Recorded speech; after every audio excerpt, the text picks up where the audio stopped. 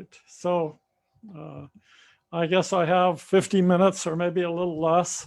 And this is about 3 workshops I'm giving you. But Ron pretty much told me that that your theme is how to survive and prosper during COVID-19. And my answer to that is to internalize what we're calling beyond the matrix thinking, which I think is the holy grail of trading. But it's kind of hard to understand. You have to experience it. So I'm going to do the best I can in the time that I'm allotted. So the process here is I want to show you really that the markets are not real. They're a process, but we like to represent them as a noun. And so we represent them by charts and indicators and think those are real. So what we do is we come up with we take a process like the buying and selling of futures or Forex or equities or something like that. It is a process. Through our language, we turn it into a noun and then represent it some way and then form all sorts of beliefs about it. And so you need to understand that you're only trading your beliefs about them, and those beliefs need to be useful. Then what's a little bit different is that there are multiple factors that impact the results of your trade. It's not just your trading system, but it's really based upon what I call systems thinking. And we've identified at least 12 different systems that impact your trading. And I think it's actually great to do it now because it's much easier to see all those systems going on, especially in this environment. One of them is a pandemic, COVID-19. So I'm going to review those different systems that are impacting us and how they impact the big picture. And then we'll talk briefly about the U factor, which is another system, and how to begin to move to a position where you can trade successfully. And as I said, this represents about 9 days worth of workshops. So I'm going to try to do my best to give it to you in a shorter period of time. So, of course, Alfred Korzybski wrote a famous book called General Semantics. And one of the classic quotes from that book is that the map is not the territory. And I consider this really important to understanding what I call beyond the matrix thinking. And what you really understand is your map is, how you represent the world. And what you need to do is make sure systems thinking involves making sure that your map is as useful as possible, which involves looking at it from many different perspectives. So for example, our eye sees information not as realities. So the first thing you do is you take this image here, and it's reversed and upside down. And there's only a small section in the back of the retina called the fovea in here that has a lot of cones and a lot of details. It's about 2 millimeters. There's a hole in that thing, which is part where the optic nerve comes in. So there should be a blind spot, but there isn't. And that image goes to 30 different areas of the brain, gets representative as a result, is like everything's in detail and full color with a 3-dimensional effect. But that's not what it really is. It's just it's a code for how the brain makes up what you see. So what might happen with with light, for example, is that, say, a 650 nanometer light wave comes in, it fires the R cones in the back of the eye, and which give you a certain experience. And then that R cones are associated with the color red, but that's just the word. It's a label we give it. But we experience red, and it's not the same as a 650 nanometer light wave. But when we name something, we think we know it, and it's really just an excuse not to experience it. So let's get into the brain and language. So there are some important differences in various language, but almost every language I know of separates the world into three things: a subject, an object, and a verb. Sanskrit is an exception, and it doesn't have a formal I sense. And I think formal Tamil doesn't either, but I'm not quite sure. I know it's a spiritual language. So typically the subject does something to the object. So it's subject, verb, object, or the subject judges the object. In addition, most languages have tenses by which we decide when something occurred. So time is built into the language, but some, I think Chinese, Vietnamese, Indonesian, some Native American languages don't have tenses. They express time through adverbs and time phrases. But anyway, you learn a language. By the time you're 5 years old, you're pretty fluent in it. And that's solidified your brain to think into how it organizes the world. But it strictly comes out of the brain in the way the language is hardwired.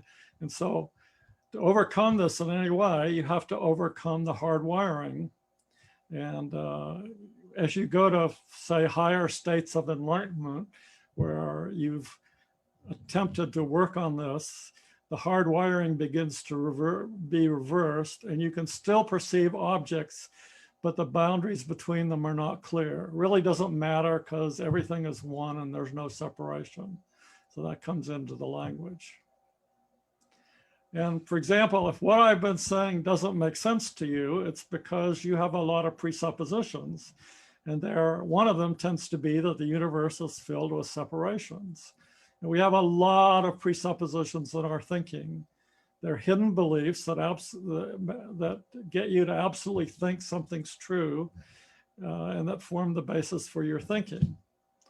But none of them are true, and many of them are not even useful. Gregory Bateson said in his book, Mind and Nature, lack of certain tools of thought is distributed across educational levels, sexes, among humanists and scientists. This is the lack of knowledge of the presuppositions of not only science, but of everyday life. So what are the presuppositions, some of the presuppositions in trading? Well, one of them is the market's a real thing. The two is our representations of the markets are real. 3, my indicators are real. 4, using numbers in my trading makes it more objective. 5 might be, I know what's going on in the market. That's why I can trade it successfully. And there are many others that kind of shape our experience of a reality. They're not necessarily true. And I'm going through a difficult thing in what I'm attempting to do here because I'm explaining it all through language, and you really don't get it too well explaining it through language. You actually have to experience it. So we have something in our language that we call nominalizations. This is where we turn verbs into nouns and start to think of processes as things. And that's exactly what I've done in that sentence. So the market is a process. It's numerous buy and sell transactions that we turn into a noun. So think about it. What's the market to you? Take a piece of paper, write down what you think it is. Is it stock prices on TV? Is it a bar chart of daily prices? Is it all the Bollinger bands and charts that were shown in the last presentation? Is it a bunch of traders at a bank giving bid-ask prices for the Swiss franc? So what is it for you? I'm not going to take much time on it. I'm just going to show you one representation. So this is a chart of Apple. It's a daily bar chart showing a year's worth of data. It also shows the RSI and stochastics. So RSI, I think, is here, stochastics here. Does it represent the market? You could say, well, it does to me. So this is an example of a map that you create to decide what the market is. And to the extent that you can give meaning to it, you're usually happy with your representation. Otherwise, you usually have to transform it and make it into something that you do or can give some good meaning to. So if you have awareness, then you can ask a simple question that can change everything about the experience. Can I form any beliefs about that representation that are useful? And useful here might mean they make me money. So if what the market is a group of buyers and sellers getting together to agree upon price, then perhaps a tick chart would be the best representation. Each tick would be a dot representing a buyer and a seller agreeing on a particular time. And in a tick chart, we'll say we'll organize it by time, arbitrarily group them into certain time periods, say 10 minutes. And the next chart might be such a representation. So if you saw this, would that have any meaning to you, or is it just a bunch of dots? You know, maybe your eyes would see like these lines, and you know, this nice little line here, and oh, this looks like Mickey Mouse in here. But you know, that's about what you'd get out of it. So you decide, well, I have to do something else with it. So we do that by assuming things, you know, it doesn't have enough meaning. So we do it by assuming that certain ticks have more meaning than others. We're going to say the first tick, the open, has a lot of meaning. The last tick, the close, had a lot of meaning. The high tick has a lot of meaning. The low tick has a lot of meaning. It's a big assumption people make without thinking that much about it. And we could find those for the first 10-minute period and convert that tick data into a candlestick bar. So I've kind of done that here. And so you've taken the high, the close, the open, the low. There's the body, there are the wicks. And now you could say, well, it's got a narrow body. It went up from the opening, but it closed down, you know, it went up from the opening, but it closed way down from the high. And that's a made up map of the market. You know, in this particular study, I didn't have numbers attached to those, but just based, you know, I'm not sure I even got the exact high and low and whatever. You know, this could have been a close versus this one. There were a couple ticks here that could have been the high. But anyway, we decided on this one. So now when you ignore the chart showing the raw ticks, you're saying the first chunk doesn't have any meaning with respect to the chunk, because we're going to draw an arbitrary line at 10 minutes and say, this is different from that. So a statistician wouldn't do that. An engineer wouldn't do that. But we tend to do it when we try to represent the markets. And we invent the size of the window, 10 minutes, 8 hours, 100 ticks. So let's understand what we're doing here. We're taking the process of buying and or selling equities or futures or Forex or any other instrument, turning it into a noun that we're calling it the market. Then we're representing it in some way to get some meaning. Tick dots are probably the closest representation, but we'll try to convert it into something more meaningful, like a candlestick, and then maybe a moving average, and then maybe some sort of indicator.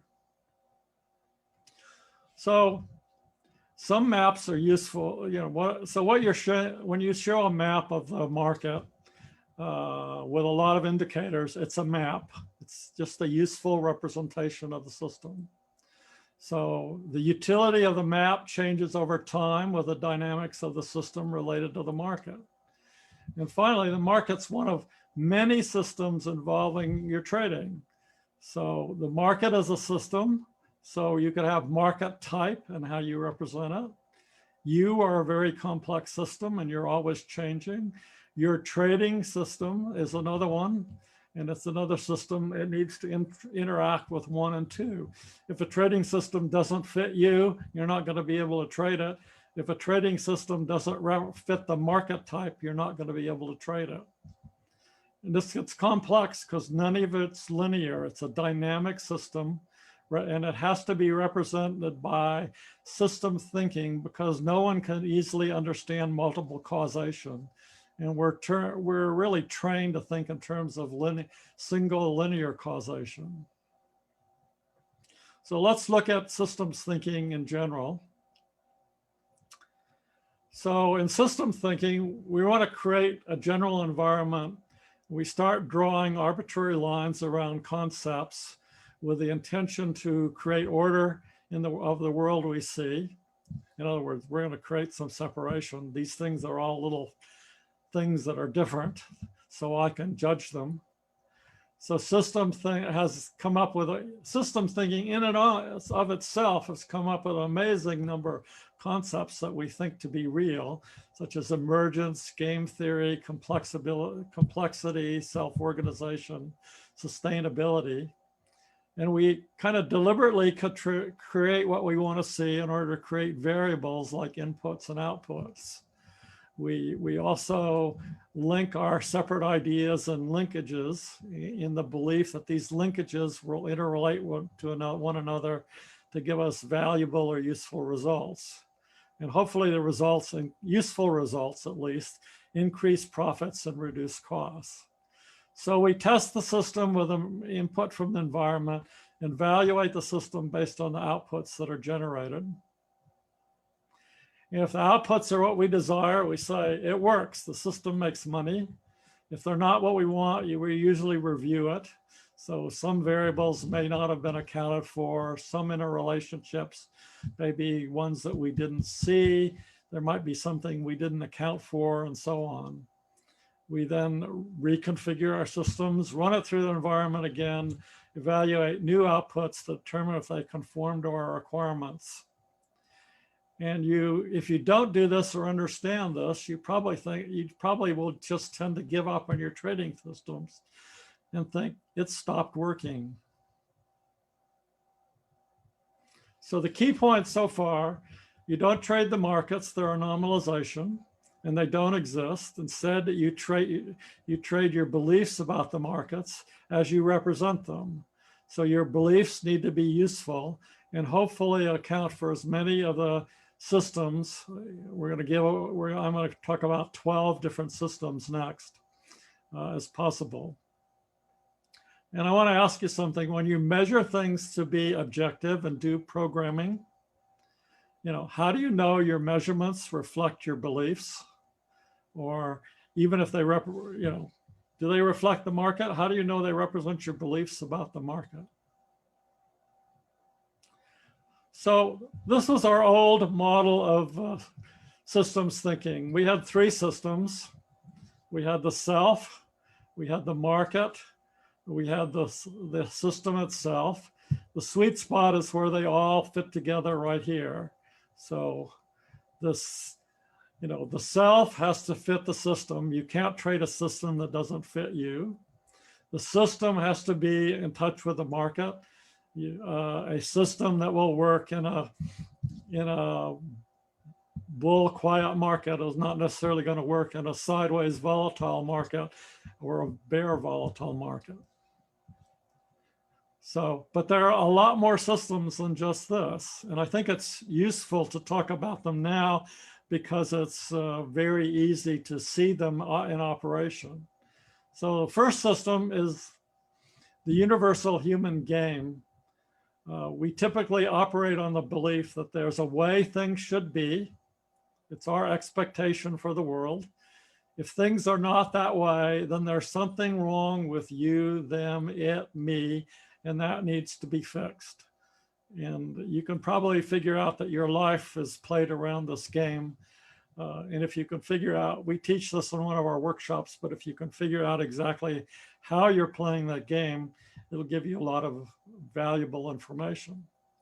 Then there's you as a system. You're full of emotions, beliefs, mental strategies, which is the sequence of your thinking, parts of you that could be in conflict, how you feel, your energy level, your overall health, your values, your purpose in life if you have one.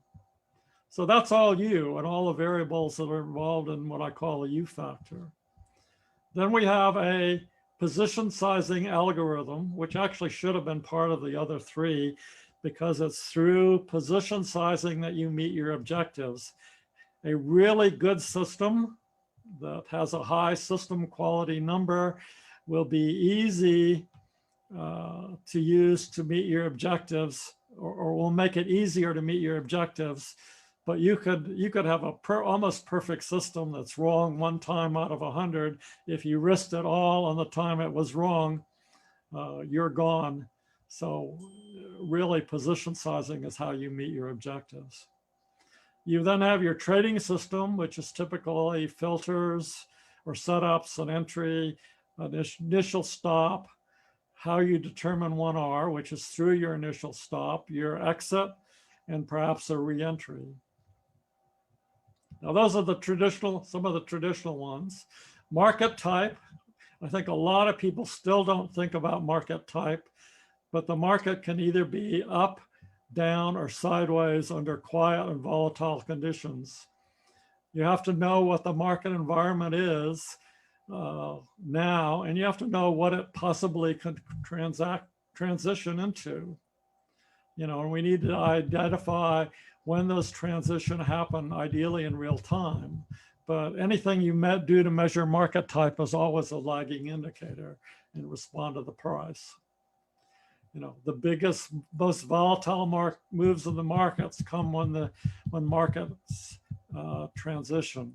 And the perfect example occurred earlier in this year when something I've never seen before, but we had a strong bull volatile. So it wasn't even bull, it was strong bull volatile go to a strong bear volatile in a period of just over a month. And I've never seen that big a transition before. And then of course it all turned around and went the other way again. Systems fix, which you don't really think about, but it becomes really critical in this market environment, is your base currency. You know, what happens to the US dollar in the next 6 months? What does the central bank do? You know, what does the euro do? What does the Japanese yen do? What does the Swiss franc do? All of those things are important, you know. There you go. You know, the currencies aren't real. They're made up by some entity, usually governments. And especially these days when currencies don't have a finite supply, they're not anchored to anything. Bitcoin might be an exception. And paper currencies always depreciate over time. The government, I mean, you can underline this, and maybe there's exceptions, but if you give it a long period of time, there certainly aren't any. The government always cheats or weakens the currency to preserve its power structure. And governments want the power to print fiat currency so they continue to influence and control the people. And this is an example of a number of currencies. This starts in the 1900s. Gold is a flat line. And you can see what's happened to some of those currencies with respect to the various things. The US dollar, I think, is it's the green, it's this one, which was pretty good till 1950, and now it's somewhere down in here. So pretty interesting. So when you're thinking about that, you need to have a base currency system, because, you know, what if all your money is based in the US dollar or the Swiss franc or the euro, and that currency starts to crash while you're trading in that value? It doesn't matter how much money you're making in the markets, it's going to be quite a disaster. And you see that in countries like Venezuela and Argentina, where those currencies are always a disaster. You know, people tend to hold their wealth in their local currency.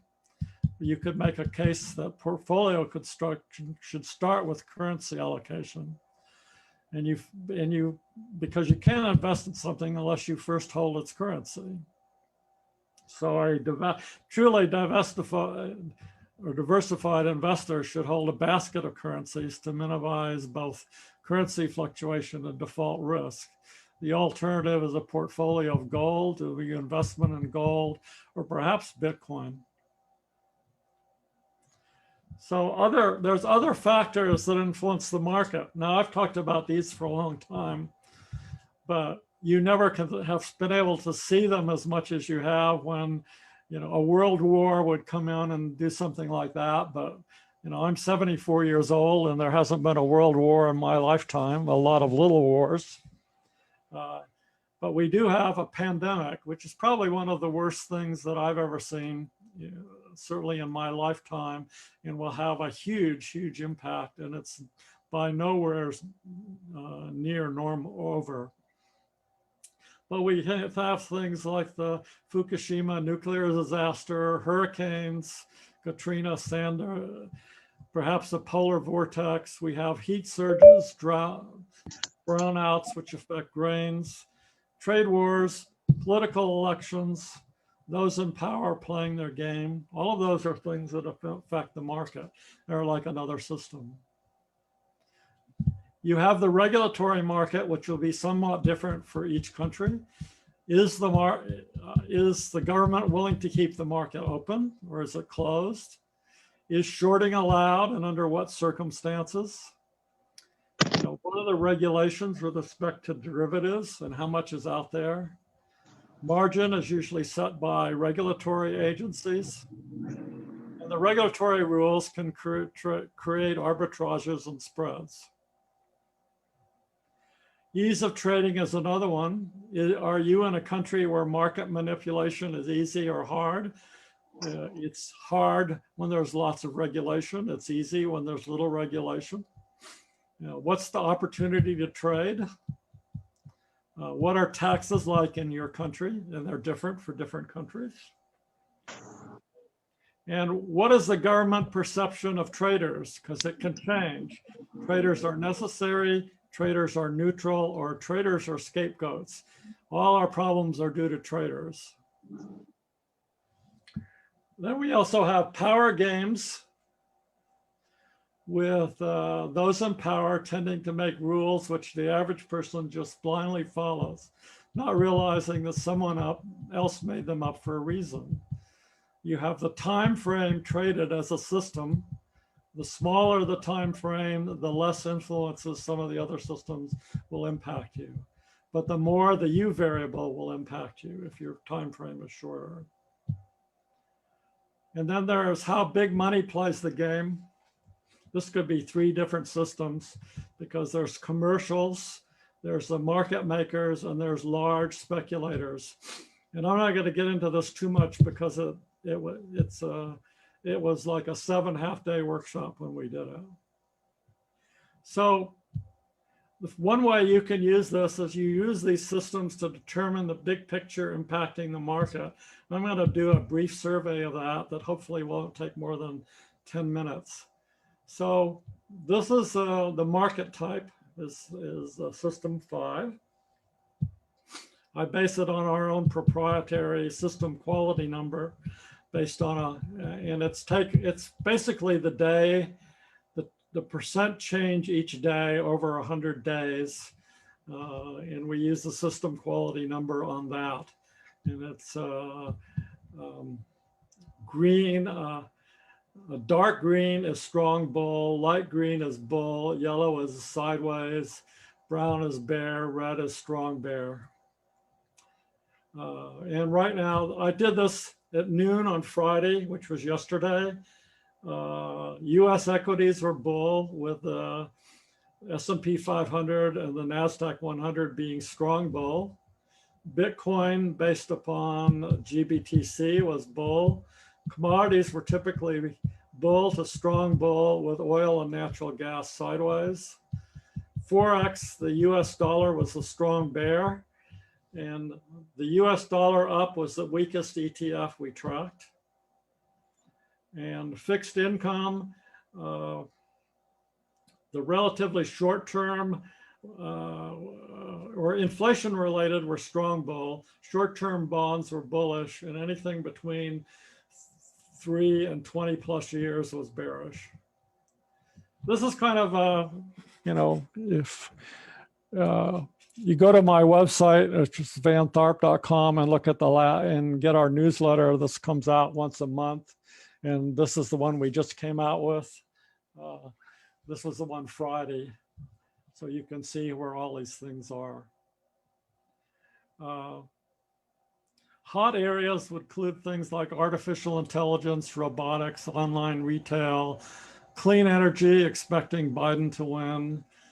Bitcoin and 5G are okay areas. Marijuana is a weak area. Worst area are US dollar and energy. And the thing is, do they really reflect what's going on? So this is a good example of measurement. I like the SQN 100 as a measurement for market type, but I've also had a system where I said I would go long when I got a bull signal, and I'd get out when I got a bear signal with, say, something like Bitcoin. And then I had an example where we were setting this was actually in February, we were setting all-time highs in the S&P 500, but the SQN 100 was basically less than 0.7.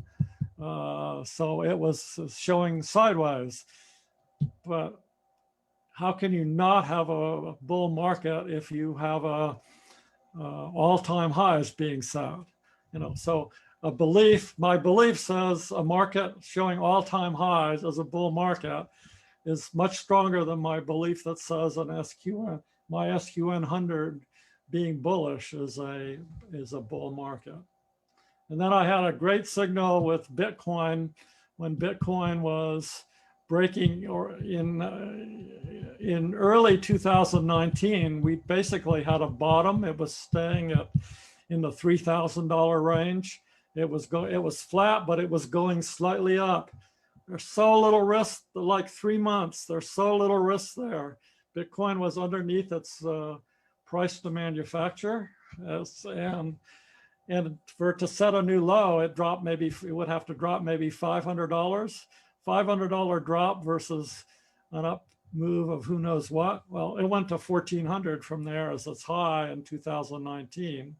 So, but we still had a bear signal in Bitcoin. So again, do your measurements, measure what you really want to do.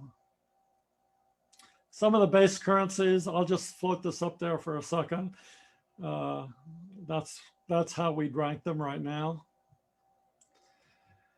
Okay, now if you look at System 7, what's the pandemic done? And I'm going to talk mostly about the US because I don't know everything about every other country.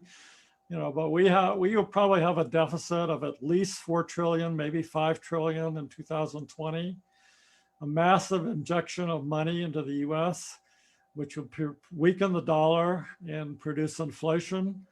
There's many, many industries that are in trouble, which is walk-in retail, anything tourist related, transportation, restaurants, movie theater, entertainment of any sort.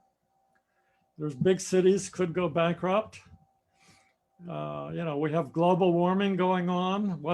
On the West Coast, we have droughts and fire, a record number of Atlantic hurricanes, rising oceans. We have a presidential election with a president who likes publicity, has no problems telling lies, and then accusing opponent of exactly what he's been doing, such as stacking the courts or having private dealings with Russia or China. We have a huge division between the rich and the average person. And the last time there was such a difference between the rich and the average person, we had what we have right now, which is strict voting along party lines by members of Congress. Jeff Bezos in August had a net worth of 200 billion. And in January of 2019, it was something like 119 billion. So in 8 months, he managed to have his net worth increased by 80 billion, while there were a vast number of unemployed. Official debt is, 27 trillion, unofficial over 155 trillion. It's not sustainable. There's a huge Federal Reserve intervention, but the money doesn't necessarily go back into the economy. Trade wars, cyber attacks are our biggest form of terrorism right now. The blockchain exists. I mean, I think this has to be part of the environment. And Bitcoin, although small by volume, can have major implications. There are now something like 6,500 different cryptocurrencies, but Bitcoin is like 58% of the total market cap, and it's equivalent to maybe Qualcomm in terms of its market cap. We recently had PayPal decide to accept crypto assets, which took Bitcoin to a new high for 2020. Bitcoin was up 92% in 2019, and so far it's about 80% this year, but could easily exceed 92% by the end of the year. And most startup companies, now, if you go to Silicon Valley and talk to people, they're all involving artificial intelligence of some form. I'm going to skip this one because I'm running out of time. The regulatory environment, well, the market's open. Is shorting allowed? Margin, the arbitrage between, say, futures and an ETF, high frequency trading that's going on. You know, we have a regulatory environment. Here, the Trump tax cuts have had a huge impact of business. We've had a bull market despite COVID-19. So Trump gave companies a 10% tax payment to bring money back into the country. So Apple could bring all its money back. Corporate taxes went down from 39% to 20%. So my company's actually paid more taxes because I'm willing to have profits. Used to be, it was 39% taxes after 100,000. Estate taxes are relatively low. The first 11 million is exempt. Crypto taxes are a mess. They're taxed as property. And every transaction, if you bought a $3 cup of coffee at Starbucks with a crypto-based card, you'd be paying taxes on that transaction. You know, while some countries like Germany have no taxes on long-term capital gains on cryptos, Malta, I think, is the same way.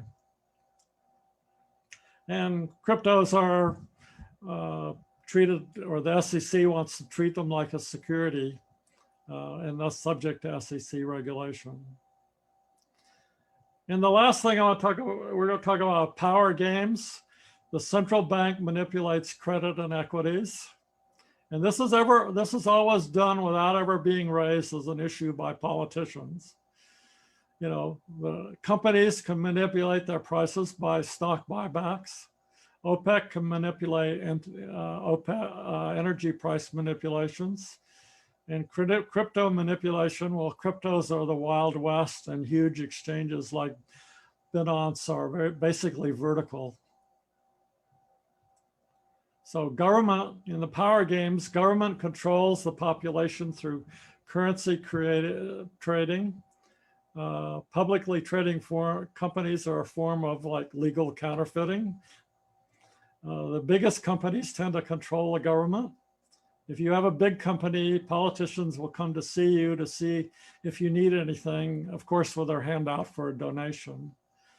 And investment banks influence trading and make fiscal policy. One of my super traders was the former CEO of one of the top 10 investment banks in the world. And everything I sort of fantasized was going on, he confirmed is the way the game was played. As an example of power games, the Federal Reserve isn't part of the US government. And it was controlled by the richest families in the world in the 1920s. They believe that politicians are too weak and too subject to temporary popular pressures to be trusted with control over the money supply. And I really like this one. This fellow is Baron Montague Norman. He was the head of the Bank of England in 1924. And he said, "These truths are well known among our principal men who are now engaged in forming an imperialism to govern the world. by dividing the voter through the political party system, we can get them to expend their energies fighting for questions of no importance. And it's thus by discrete action we can secure for ourselves. That's what's been so well planned and so successfully accomplished. This is the kind of stuff that goes on behind the rules. I've seen all sorts of newsletters, for example, talking about outlaw that the government, and it doesn't matter who it is, and it's not necessarily just the US, will do their best to outlaw cash and go to a centralized, not a decentralized, but a centralized crypto to represent the dollar or whatever. And that way they can go to negative interest rates. So you couldn't withdraw your cash if they started to charge you interest rates on your bank account, because it's all there and they know exactly what you do. You know, if you look at the real CPI, which is used to adjust the GDP, this is from Shadow Stats. We've been in a recession since 2000 with just this little bit here above the line. And this is what it's done most recently. There's a huge growth in the money supply, and that money supply isn't coming back into the economy. So if we summarize this, you need to be a system thinker. We are in a pandemic which could kill 100 million people over 3 or 4 years before it's over. Huge divide between the rich and the poor. Central banks are flooding the market with money. It leads to a melt up because money flows into stocks in certain areas, while other areas will go out of business. In fact, I think this is one of the first times I've ever seen where there are both good long and short-term opportunities. That's could be on the next slide. Fiat currencies are being inflated out of existence. The worst ETF out of the 519 we back is the US, or that we follow, is the US dollar bull. So I talked about governments thinking about developing a centralized cryptocurrency. They can keep track of everything you do, everything you spend, just by looking at you. So you talk about lack of privacy, that's the worst thing. And the best protection for this is probably silver, gold, you know, cryptocurrencies, real estate, maybe commodities. Okay, strong weak areas of the market based upon all this. You get online retail, internet-run businesses, companies that support business internet, artificial intelligence, crypto assets, pharmaceutical companies that come up with a vaccine for COVID-19, companies involved in online gaming, social media, delivery service, information technologies, commodities. Weak areas, you could probably short all of these at the same time you go long these. Walk-in retail, brick and mortar businesses, travel industry, airlines, rental cars, oil and gas, mostly just because of this. There's probably 400 crypto assets with no business background that are going to be weak as opposed to these. Most things in fixed income, REITs and other interest-sensitive information, tourist-related information, sports and entertainment, manufacturing, and the two weakest currencies right now are the US dollar and the Indian rupee. Probably going up as a function of the election. Clean energy, Biden's going to be strong in that. And I noticed in our map of everything that was strong, a lot of the strongest ETFs all had to do with clean energy. Lots of marijuana companies, and there's a good chance that Biden would legalize marijuana in the United States. Electric cars and automated cars, 5G and phone companies. Probably going down, most fiat currencies, and then Apple, Facebook, Google, Amazon are all risk of antitrust issues next year. So we might have a new set of all of that. So The map is not the territory. You can only know your representation of the world. You don't know the world itself. You create your reality through your beliefs and the meanings you give it. And you have a lot of presupposition, which represents strong hidden beliefs you just take for granted, but most of them are not even broadly useful. You only trade your beliefs about the market, not the market yourself. The market is a process. We tend to think of it as a thing with all sorts of characteristics, but it's not. It's just how you represent it. So you need to examine your beliefs to make sure you're trading useful beliefs. There's at least 12 market types of systems that influence a particular trade, with the four most important being the ones we've always talked about: the U factor, the market type, your trading system itself, and your position sizing strategy that's designed to meet your objectives. And if you have a problem, it's probably going to be in the U factor, and you need to deal with that. So if you were to look at the U factor, do your beliefs support you about being a successful trader? We found that when our super traders do an assessment of their beliefs about themselves, these are, I'd be writing down my beliefs about me and then evaluate. I mean, I find that 50% or more of them are not useful. Have you released stored charges in your body, or are you still filled with emotions such as fear and greed? Are you aware of any of this? And of course, do you realize that you only trade your beliefs? And do you recognize all the beliefs and presuppositions that run your life? So that was a quick summary of a lot of stuff. I'm hoping some of it was useful. One of these days, there'll probably be a book out about all of this that'll get into it in much more detail. But what's going on, I think, readily illustrates all of those different systems that tend to function, and it's very easy to see them now. Well, thank you.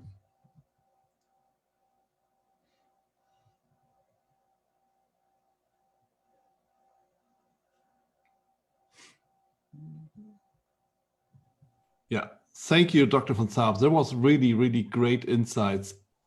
Really, we all enjoyed it. And what you described right now is exactly the situation we as IFTA are in. So we have put into cold water, like, hey, we were used to do offline events. Right now we make an online event. So completely disruption, everything has changed. And yeah, there are also beliefs like, hey, you can't manage this, time is too short, and well, look where we are. And it's the same with the markets, right? I mean, I had about 10 hours when I thought, everything was going to be, I had a safari in Africa that was canceled, and then suddenly everything started to be shut down. And I said, I don't know how we're going to make it. And then I realized I just had to overcome a belief about doing transformational seminars. Information seminars are good, but easy, but transformational seminars are hard. And I didn't think we could do them via Zoom. And when I overcame that, we took off. Yeah. Because now we can do a lot more people. People can join us from all over the world. I don't have to travel. It's actually been a blessing in that sense. Yeah. So the world moves as it moves. Our job as there's a ton of opportunities for everyone out here. Yes. In this kind of market. Exactly. More than you've seen anywhere else. Yeah. Yeah, sure. So you always have the choice, and obviously things are as they are. And our duty as trader, let's come back to the markets, is of course, well, to make a choice, either with the markets, against the markets, in the markets, not in the markets. And that is how prices are built, right? Because people at the very same time have two different options. And trade what they believe, going up, going down, right? Yep, that's right. Great. Thank you so much, Dr. Van Tharp. I really enjoyed conversation with you. It's been an honor to introduce you and also have this little talk and speech with you. So all the best, and yeah, hopefully next time again. I'll probably stay on for a little while and listen to Ron. Yeah. Right.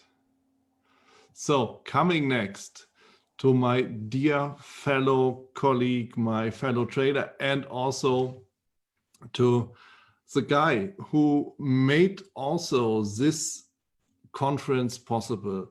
So talking about Ron William, who is not really a trader. He's also market strategist, educator. He has a 17 years career within the financial industry in his back. He is Best Independent Research House for FX Award or finalist award finalist.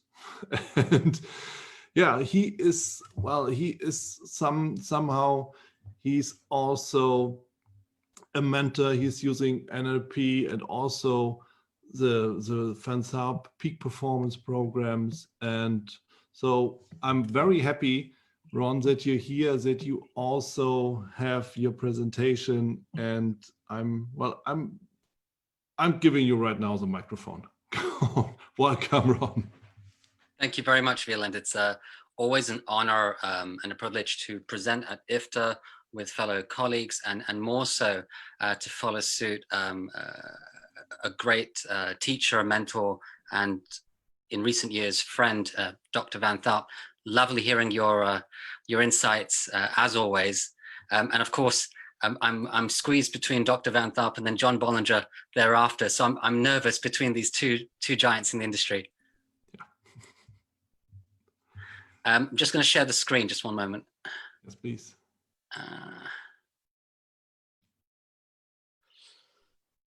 Okay, so this is where I take the conference team hat off and talk strategy, as most of you know my work to be.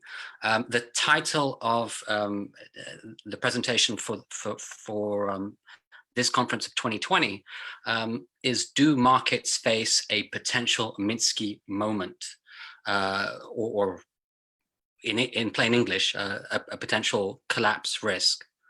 And I'll go into what the Minsky moment is in a few moments and set the scene and the context.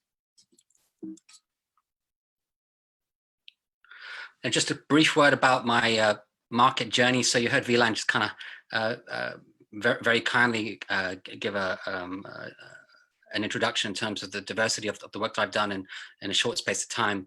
But basically, it's been about 20 fast years focusing in strategy, education, and most recently, something that I'm really kind of enthusiastic about, more on the performance coaching side. And that really has been inspiration through general self-development work, but definitely some brief workshop work that I did with Dr. Van Tharp and continue to do just in terms of self-study.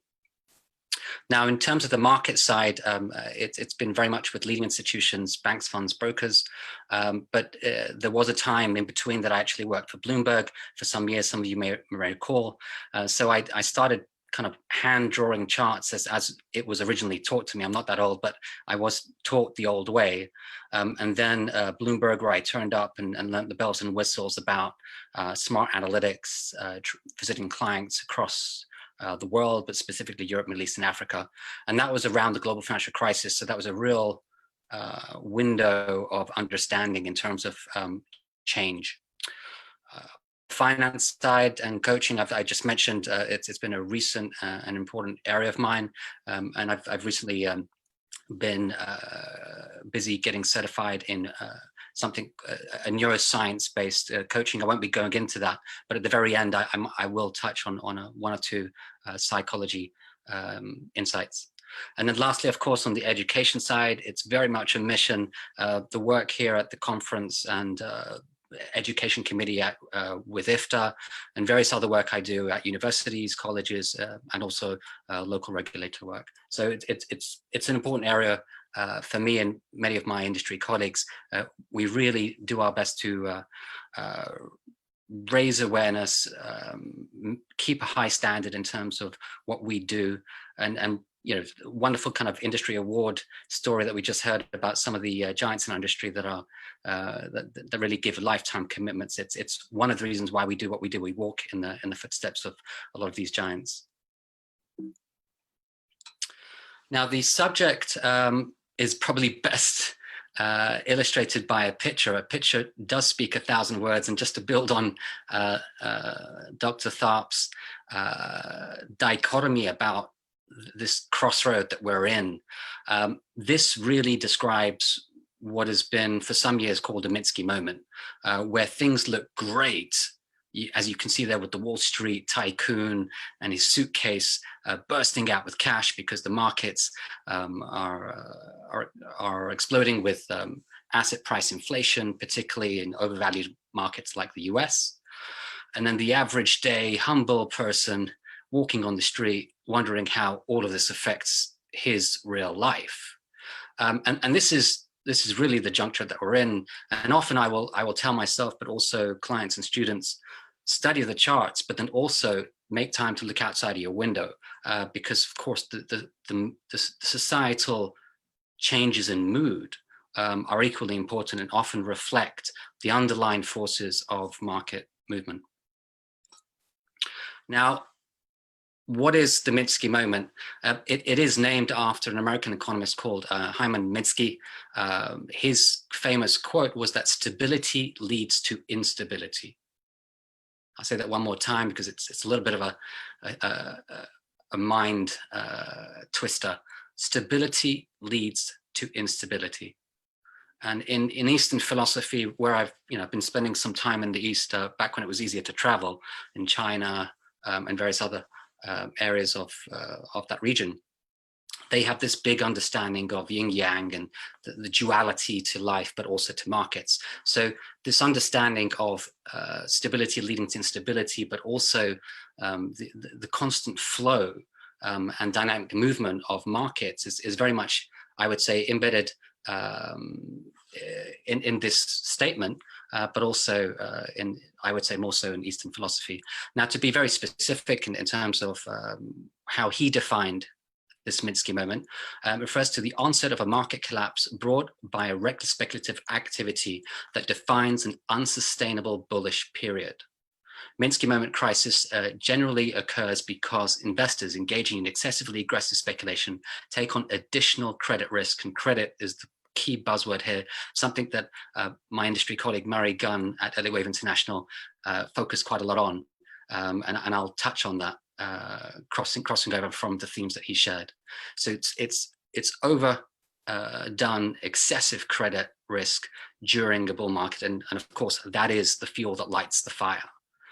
And then finally, the Minsky moment defines the tipping point when speculative activity reaches an extreme that is unsustainable, leading to a rapid price deflation. So the D word is one that I also agree with, along with my industry peers, and unpreventable market collapse. And there's a whole lot of macro, a little bit of economic perspective there. And I do intend to focus on the technical market discipline, which is my main experience, but I agree with the likes of our speakers. For example, Tim speaking on behalf of Bloomberg about how it's a benefit to blend our analysis along with other overlays, and then Murray's I think big picture macro view, which I think set the scene quite well. So in a way, there is overlap in some of the discussions that you had already heard.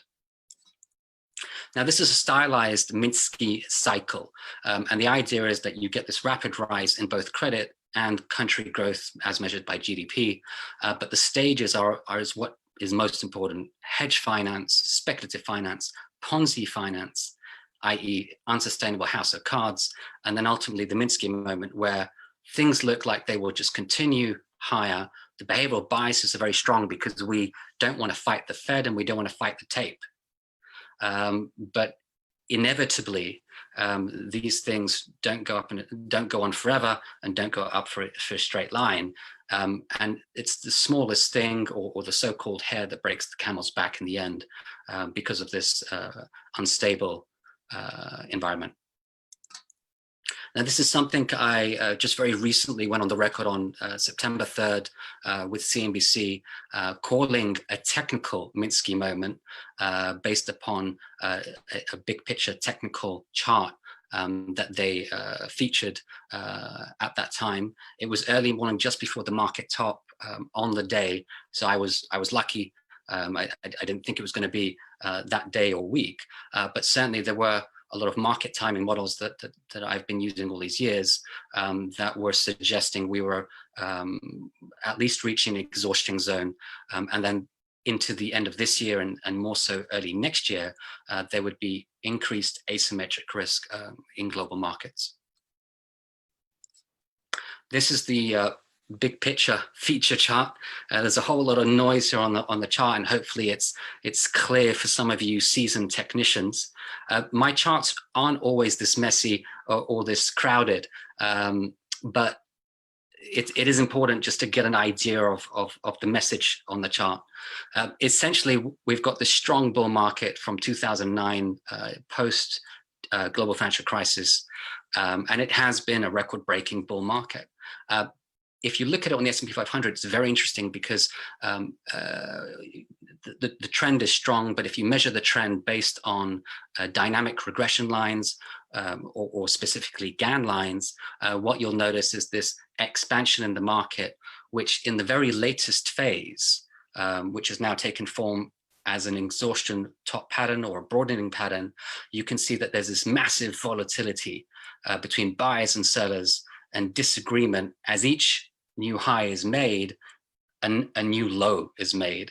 And so this is what creates the big volatility expansion, something that might feed through to John's past presentations. I know he'll be talking about something else on this occasion, but in terms of volatility and what that means for volatility-based strategies, this is one of those potential setups. And the confirmation, of course, would be on 0.5, which is deemed the kiss of death.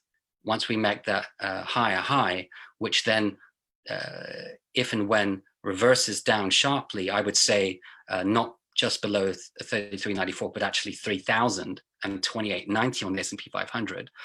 These would be the key danger zones. Then that would suggest a sharp reversal down back to the crash lows of this year. The V-shaped recovery would be a false V-shaped recovery and turn into a W retest, if not a rolling W onto new lows. 0.6 and 8 give you an idea of that. And let me just quickly highlight so you can see where I'm going with this. So we obviously need the confirmation. Otherwise, this pattern can be negated. I would say that 3,000 is your key figure. Keep in mind that 3,000 is actually around about the 2018 high. So that would basically turn this entire area into a kind of a bull trap or an overdone supply area. And then that would give the potential fall. And then based on the statistical indicators on the left, you can just see there, it's a probability distribution just showing where the key price zones are. I don't just look at the price zones, i.e. where you get the peaks, but I do look at the dips, otherwise known as price vacuums. And the price vacuums basically suggest where you're going to get fast moves in the market, a rise or a fall. And so you can see if we do break below 2890, we can have a fast drop of about 820 points or 28%. One point I want to make about the regression lines, notice that if you draw them in the optimal way, it does give mathematical prediction of the trend ahead of time. And then just lastly, the cycle indicator in the second window, just showing you a cluster of cycles into year end and the new year. Now, a lot of my work in recent years has been predicated very much on the work of my mentor, Robin Griffiths. Many of you will know him as the co-founder of IFTA and seasoned technician for at least 50 years. His work has always been in cycles, and specifically economic cycles. And this is what he's always called a roadmap boom-bust cycle, which has a fractal shape. Some of you will think of this as an Elliott wave pattern, but actually, as he himself will say, he lettered it differently in order for it to take a different message. And you can see it corrects all the way back to the lows. But essentially, it's his fractal picture of the boom-bust cycle. And the most important point is this late cycle stage that we're potentially in, which gives an educational framework of the Minsky moment that I referred to recently in technical analysis terms. And essentially, in this late stage moment, where usually risk on is king and growth stocks tend to overextend, we do get that drop, and then a three-stage rollover, W, X, and Y. From a market perspective, it's a fall, rally, and rest of fall. I'll say it one more time: a fall, rally, and rest of fall. And this is otherwise known as a crash signature, but it's quite elusive.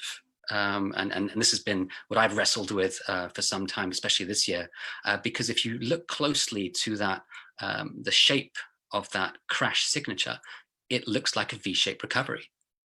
And I can just highlight it for you there. And of course, it does turn into a V-shaped recovery if we break above the all-time or major highs, as we have done in some of the major indices like the NASDAQ in the US. But as I will tell the story later on, many markets haven't done that. And so we're getting a dislocation here, suggesting that we are at point Y, a failure to break above the major high, and this could be a false V-shaped recovery, and of course the rollover, which I've just been describing. Now, for those of you looking to dive into more information about this cycle work based upon Robin Griffiths, he published a book through The Economist called Mapping the Markets. It's a small pocket-sized book, easy read, but has a lot of in-depth context on his cycle work. Now, one of the things that we do a lot of together is scenario planning. And for those of you that have ever thought in terms of trading terms, probabilities, not certainties, some of the most famous companies, especially in the energy space, when they're actually searching for oil, are very good at scenario planning. It's not that they know what's going to happen; they just work on probabilities, and they are looking for flip sides of potential scenarios. So this is an exercise that we tend to do on a regular basis, not to say that we're right or wrong, not to say that we're bullish or bearish, and not to reinforce a behavioral belief, but just to see, well, what could the market do? And here are three different examples which we've looked at for some time. I call them the good, the bad, and the ugly. The good is the V-shaped recovery, and the 1987 crash is a great example of that, down 40%, but and in a very short and fast fashion of a duration of about 4 weeks. But the key point is we get the reversal back higher. A bad scenario, which is more of a U to W shape environment, similar to the global financial crisis or 2000 tech crash. And in that environment, it's a minimum of 50% or more price drawdown, but more importantly, the cycle repair stage takes longer. So as you can see here in the figure 3, the 2008 global financial crisis, it's 1.6 years or 20 months from peak to trough, not from high to high, from peak to trough. And then the tech bubble crash took 3.3 years or 40 months. And then last but not least, this is where you need a strong cup of coffee or something even stronger, the ugly, the L-shaped recovery. And I'm using the economic letters of the alphabet just because they'll be clear in your mind. But of course, you know, the technicals will look different. but what we can see here is the 1974 example, which was a big bear market between 74 and 73-4, which was part of a sideways roller coaster ride between 66 and 82. Incidentally, this is when Wells Wilder, our IFTA Lifetime Achievement Awardee, produced his life works. And you can see during the sideways markets, his indicators were actually extremely useful, particularly in the commodity space, because vol was just so big. And you had this kind of heart attack roller coaster signature in the market, ATR, ADX, in terms of sifting out the trends in a trendless market. And certainly overbought, oversold oscillators would have been key. But around that time, we also had hyperinflation, we had wars, we had a whole lot of macro risk going on. And of course, I don't need to tell you all about the 1929 crash. That's one that's etched in all our memories. That was more of a waterfall decline of about 86%. But what's really interesting about the 29 Wall Street crash is that the early stage of the Wall Street crash is what a lot of industry peers are citing as a potential price analog. Doesn't mean that the same thing happens again. History doesn't necessarily repeat, but it can rhyme in terms of pattern terms. And you can see here the fall and the rally, the three-stage pattern we spoke about, fall, rally, rest of fall, does fit similar depending on which market you look at. And the early stage was down 49% in 2 months. So we outperformed that into the COVID-19 lows. And then we jumped up 51%, only to then roll over for a few years later. So the Wall Street crash is certainly one that we're still open to as a scenario. But again, just to re-clarify, not necessarily an exact roadmap, it never is, but certainly a patterned rhyme to keep in the back of our mind. Now, this is the big picture chart that we do a lot of analysis on, just showing the long-term generational trends lasting from 16 to 20 years. Of course, during each of these market regimes or market types, as Dr. Tharp was just highlighting, different strategies and different investor mindsets will develop. So during the strong trends, traditionally they exhibit low volatility. The optimal investment strategy is passive buy and hold. Any kind of momentum strategy works most of the time, and you could pretty much invest in a benchmark index and you'll be fine. It's the sideways to bear periods which are the ones to watch out for, as we all know. This is an alternative market regime triggering higher vol and more event risk. And the strategy of choice here is the active management, so market timing is key, and risk optimization. Now you can see here at the bottom of the chart, this is kind of just a volatility indicator, just showing you the various event risks: coronavirus, 2008 global financial crisis, Y2K, 1987 crash, 73 oil shock, 1929 crash, and last but not least, the 1907 bankers panic that led to the creation of the Federal Reserve. Now, each of these big market shocks took place during long-term sideways bear markets, but the 87 crash happened mid-stage in an 18-year bull market. That's why the good scenario of a V-shaped recovery and the 87 price analog, in my mind, is a big no-no, doesn't work, and it lacks context. We must recognize that there is likely a regime change from, I know there's a polarization out there, whether we're still in a bull extension or whether we're shifting from bull to bear, but certainly it's a pivotal point right now to be asking this question. And if we are shifting from one regime to another, then certainly there's a lot that we can learn from history. Now, this similar chart is kind of a look under the car engine, just to see some of the additional market timing work that we add in order to optimize the results and make sure that we're getting robust signals. And this is the long-term big picture stuff. So of course, there's a lot of analysis we do on the short-term side. This is just top-down framework. And we can see here big cycles that have ebbed and flowed over the last 100 years. But the most important moment in history is when each of these cycles collide at the same time. And you can see here, right here and now, it's been flagging 2020 into 2023 as a global reset period. What Robin Griffiths is calling a grand super cycle, borrowing that headline from Mr. Robert Prechter, maybe not predicting the same magnitude of a bear market, but certainly seeing a rising tide that is likely to crush the boats on the way down if and when we get that reversal.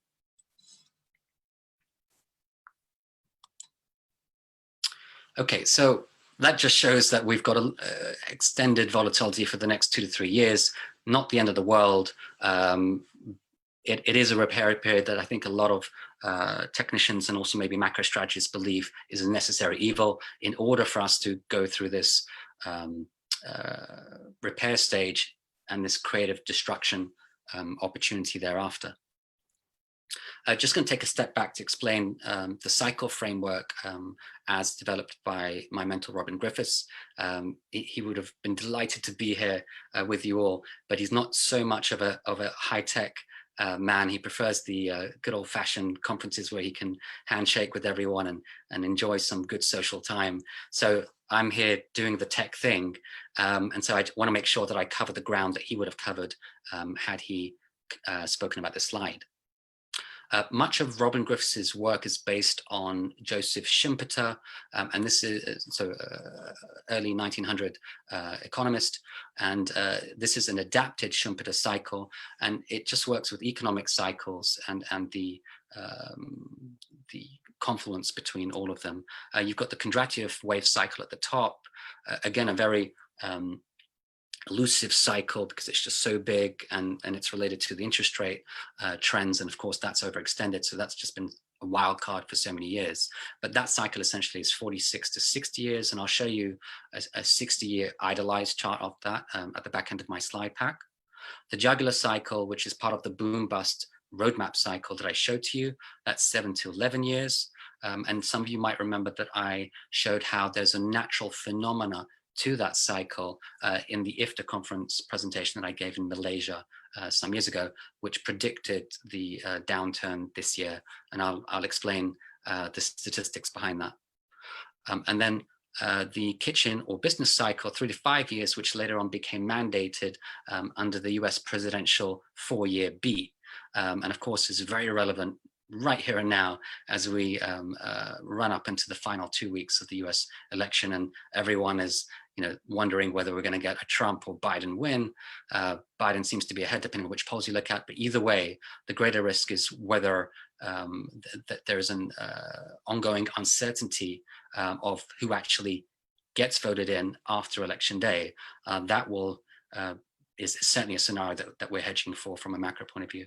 And then lastly, on the seasonality side, this is just the annual seasonality, sell may go away, the Santa Claus rally. These are things that do exist. And we saw, I think, one great presentation on that in terms of the statistics behind that and how useful that can be from a portfolio point of view to know when to be in and out the market based on seasonality. So the decennial cycle is real, and it's not new. This is work that was developed well over 100 years. You have to really dig deep to find the research in the space. But it was originally developed by an economist and a cycle specialist who recognized that the years of the decade have a pattern, a performance pattern. And usually it has a bell-shaped curve with the midpoint of the decade year 5 being the outperformer, and you can clearly see that. That wasn't the case in 2015. There was a probabilistic divergence there in terms of the traditional pattern. But what is very strong is the general pyramid shape of this probability that shows that you get asymmetric skew in the end of the decade, but more specifically at the start of the decade, year 0 and year 1. And of course, that's what's happened this year. And this has been pretty much the bedrock of our work for all along. It's important to combine the quantitative analysis with qualitative analysis, blend the two, because of course there are plenty of exceptions. And if you might recall the presentation I gave at IFTA Malaysia, I showed you some of the challenges of just looking at one part of the coin, and the importance of actually reading the tape and studying the charts so that you can look for exceptions to the rule, understand why, and then be able to kind of blend and reach a better understanding. Short message here, just to reclarify, year 0 and 1 statistically are the most negative in the decennial pattern, and that's very much true this year and is likely to continue into next year. Let's look at the presidential cycle. So Ned Davis has done some great work on this, and before them, it's been an extended study. Bruce mentioned that this was a debate on stockcharts.com TV, and of course it's the debate of the hour now in terms of what will happen in the markets. But the statistical work that we did together as part of an advisory team at a hedge fund some years ago, Robin Griffiths, myself, and a third team member back then, we basically did a lot of stat work on what happens during elections over the last 100 years. So we went through all the US presidents. And the key thing is not to look at elections alone. You need to look at elections versus second-term elections. And there is a strong down underperformance during second elections, just because of what we call the lame duck effect. So a second-term president has less chance of being voted in, which may prove to be the case this year, time will tell. But essentially the market underperforms. So whether the president gets voted in or not, they tend to lose support. And as we can see with the Congress lockdown, it becomes very difficult to push policy through and to continue the work, for better or for worse, that they were doing in the prior term. So for that reason, the market tends to underperform. Now, looking at the baby cycle, the seasonality cycle, we can see here, this is a highly reliable cycle, although the second part of this cycle, which is the most important part, hasn't really happened as we had originally expected. What has happened this year more than any year is the sweet spot peak out zone, which is between late August and early September. Now, this is not as well known, and I hope this can be added somehow, some way as part of our education syllabus in terms of just general cycle and seasonality trends, because I think it can be so useful in terms of market timing and knowing at least about some of these patterns that happen pretty much each year. We get the sell in May and go away. That usually peaks out during the earnings season of April, but we actually get the first sell-off post mid-April into the blackout season, and we actually turn negative in June, not May, in June. And then we usually, traditionally, set a low in June for a midsummer rally in July, and it's August where we get the best of the rally, the midsummer rally. And that's what happened this year. We had the best upside moves, irrational exuberance, and I'll explain shortly what that looked like in terms of market movement, but also the options market as a measure of that greed indication. The best of the move this year was in late August, and around about the time that I actually went on the record, CNBC, and spoke about the Minsky moment was in this time window. And yes, this was one of the reasons why, based upon the statistical work that we've done, cross-checked with the traditional technical analysis. Now, what hasn't happened is we haven't had a really bad September or October, but for what it's worth, for educational purposes, September, statistically, if you look at the last 100 years, is where we get the biggest drawdown.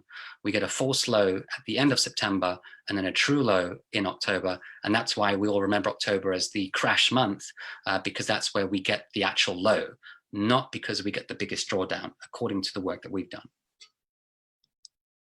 Now, this year will likely be different because we have a confluence of cycles. And so the black line and the red line, black line is the decennial pattern and the red line is the presidential pattern. Again, these are idolized. Of course, there can be skew and naturally is skew in cycles.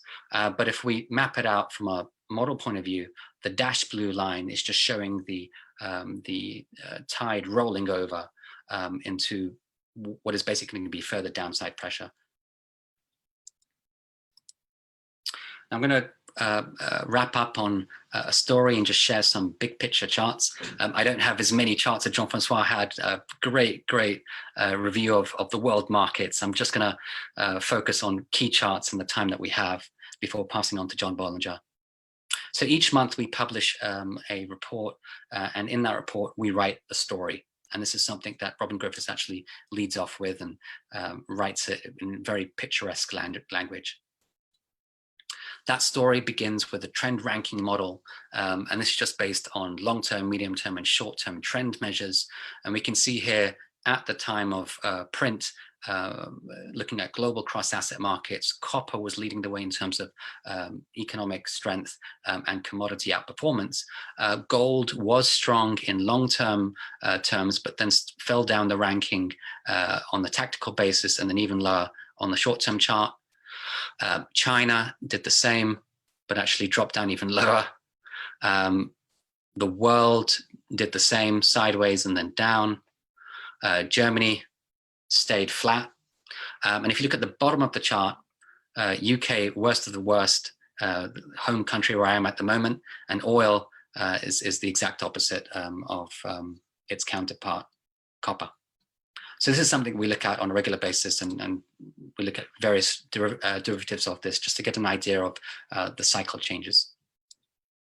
Now, remember, we're talking about August being the greediest month of this year. The pendulum swung to greed, irrational exuberance was in the air.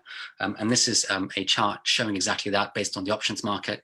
Really grateful to our colleague from the German Society, Gregor Bauer, talking about the options market and the whole mechanics behind call to put to call ratios, because this is exactly what you're looking at now. So this line basically shows you long positions versus short positions, but as expressed in the options market. And you see the spike up here is showing you put volume exceeding call volume, i.e. Market getting very scared and hedging the downside, most in Feb and March, just into the COVID-19 crash. And then the pendulum swung the other way in June, but then actually equaled that low and furthered to a new extreme in the month of August as well. And that low was actually a 20-year extreme back in the Tech 2000 territory. Now, a chart from the Elliott Wave International Group shows a similar insane irrational exuberance, but based on small retail money, the so-called Robin Hood traders also reaching 20-year extremes in terms of the amount of upside option market leverage they were taking. Now, what was very interesting is the volatility measure reflected in the VIX was rising just as the market was doing the same thing, atypical move in vol, and is traditionally seen as a late bull cycle signal. Now, anecdotally, I think it's interesting to kind of make the point that we did have lots of headline stories just showing you how leveraged the market was. And it's never easy to kind of treat this as a sell signal because, of course, as we all know, markets can remain irrational longer than we can stay solvent, as the famous saying goes. But here we have the Financial Times publishing about a Japanese technology company, SoftBank, as some of you may already have heard, that took out a $4 billion option contract on single name stocks. I'll say that again, $4 billion. And that wasn't the baseline figure, that was just the notional amount. It would have equated to a lot more than that. This is a chart from Goldman Sachs just showing that although the VIX isn't that much higher in, relatively speaking, looking at the historical spikes over time, if you look at the VIX in a different way, as they have done, VIX higher, let me read this out so it's clear to you. The VIX has been rising with each new S&P 500 high, so the atypical movement of equity market up VIX up is now higher than its S&P 500 peak highs of 99 2000. So it's their way of measuring high vol or atypical vol behavior based upon this measure, which is matching with the Tech 2000 irrationality.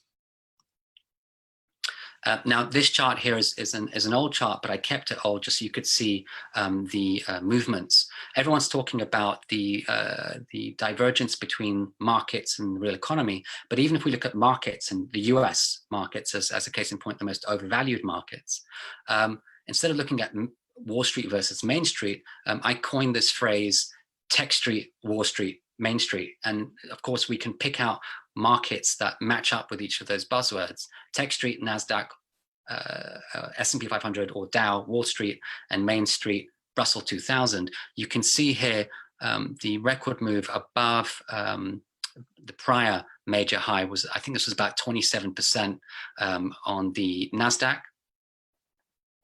S&P 500 was only 7%. And the Russell 2000 was actually negative 7% below its record high. So that just shows you, the leads and lags and the, the different stories that were being signaled out there in the markets. And of course, the big tech companies, as Dr. Van Tharp mentioned, like Jeff Bezos has pretty much doubled his wealth in just a few months. It's unprecedented, and a lot of these FANG stocks are case examples of that. Russell 2000, I must make the point here, of course, they contain there's many of these zombie small to medium-sized companies which are being supported by government. We don't know for how long. And of course, these are the ones that are still on life support, and we have yet to find out what that will mean in time. Best way to see this is to look at a equal weighted index. And so the red line is showing you exactly that, S&P 500 equal weighted. The black line is showing you what we all know and trade, S&P 500 or technology with the weighting of tech. But the equal weighted index, because it's equal weighted, is a flat trend, failed to break above the June peak, and actually matches up with the whole false V-shaped recovery example that I highlighted to you as the market call that we're making, but also in terms of the roadmap cycle based on the work of Robin Griffiths. And if we look across the world outside of the United States, because of course there are many other regions that we can look at, the trend is your friend. If you look at the phenomenal rise from the crash lows of March this year, but look at it from a year-to-date performance perspective. Year-to-date, almost, I think, 80% of global markets are still negative. They have not been in positive at all. And actually the weakest market of them all, again, our poor home country here in the UK, down 22%. Yes, had you shorted the UK, you would have made money. And this divergent story continues. There's so many different charts we can go through, but this one's one of my favorites, the illusion of money. The purple line is showing you S&P 500 divided by gold, so the equity gold ratio. And what's really interesting about this, I mean, as some of you will already know, it will show underperformance versus, the asset price inflation that we see in the S&P 500 index in absolute terms. So that most of us will know.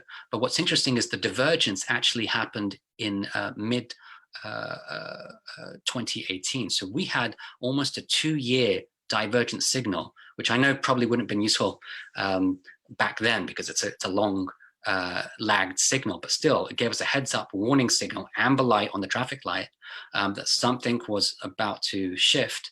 And risk management or some kind of tactical overlay would have been wise. And what's even more interesting, and this chart hasn't been updated yet, so the numbers are likely different. When I measured this back from the March crash lows, you can see that despite the fact that the S&P 500 was up 80% and of course a lot higher thereafter because we broke above the record highs, the equity market as measured by gold was only up 30%. So there was a massive divergence, just showing you that you can make money if you're trading the black line, i.e. the equity market US equity market in this case, but the value of your money is being diminished at an extraordinary rate. And so just from a hard versus paper asset point of view, it's a good time to be thinking about potential safe haven scenarios. And the big culprit, of course, was the 70% rise in central bank liquidity, up to $7 trillion. Funny numbers now. And of course, that's plateaued since then. But still, that was clearly the injection into the economy and the market that has fueled the market. And this has given birth to the "don't fight the Fed" age-old statement. Don't fight the Fed, don't fight the tape, the Marty Schweik mantra from many years ago. Now, as I finish the remaining part of this presentation, I just want to show some recent charts, just showing what money flow is signaling. Retail flow, i.e. the Robinhood trader flow, which is not just in the Robinhood accounts, but also at other broker accounts, which are making record money this year in terms of new account openings, they've actually made record highs. But what's happened is if you look at ETF flow, potentially institutional flow, that's actually had a massive exit to 2-year lows. And so we seem to have this big whipsaw in the market where retail is going all in and institutional money is deciding to run out the exit doors. And this actually already happened some time ago, looking at other money flows that we're looking at, but we're seeing, you know, more of this kind of volatile liquidity trap taking place, and really just making the point, don't get too comfortable with straight line moves in the market, no matter how much conviction the central banks might have, because the Minsky moment depicts stability into instability at any moment in time. And so as technical analysts, we should be scenario planning, we should be market timing, we should be thinking outside of the box and not extrapolating that trend too much. Yes, the trend is your friend, but as we know, trends cycle, and it's the sine wave in the cycle that gives us the early warning signals how to navigate around that. The golden opportunity remains strong. I'm in agreement with what Murray said about gold. I'm not looking for gold to explode too much to the upside, but I don't think that the top is in yet. Based upon similar analysis that you saw with my early chart, it looks like we still might get a spike in gold, which is usually what happens to gold during event risk times like now. The last example I have is of 1980. A lot of people are talking about 2011, which is the last time we saw the record high, just under the $2,000 ceiling back then. But actually 1980, I think, is probably a better price analog because it shows you the event risk of that time, which might not necessarily happen the same way. We had a Iranian revolution, we had a different inflationary environment. But the point is, it was a crisis hedge then, and it is likely one now too. And it's probably the performance, both in absolute and relative terms, that makes gold a lucrative investment to consider. Again, if you look at the regression lines, you can see that gives a geometric expansion prediction of the trend, but also potential targets. And good old-fashioned classic technical analysis, just looking at the chart patterns, you can see that the base accumulation pattern, 6 years, and that old saying actually developed by Mr. Alan Shaw in the States, the bigger the base, the higher in space, and that did prove true. That base pattern doubled and might potentially triple in time. Time will tell. The bottom indicator, by the way, is a measure of consecutive rising months. It's a way of measuring impulsive trend move. And we can see here we broke the 8-year record high, and we were about to touch the 10-year record high, but fell short of that. It's a good way of measuring potential trend exhaustion.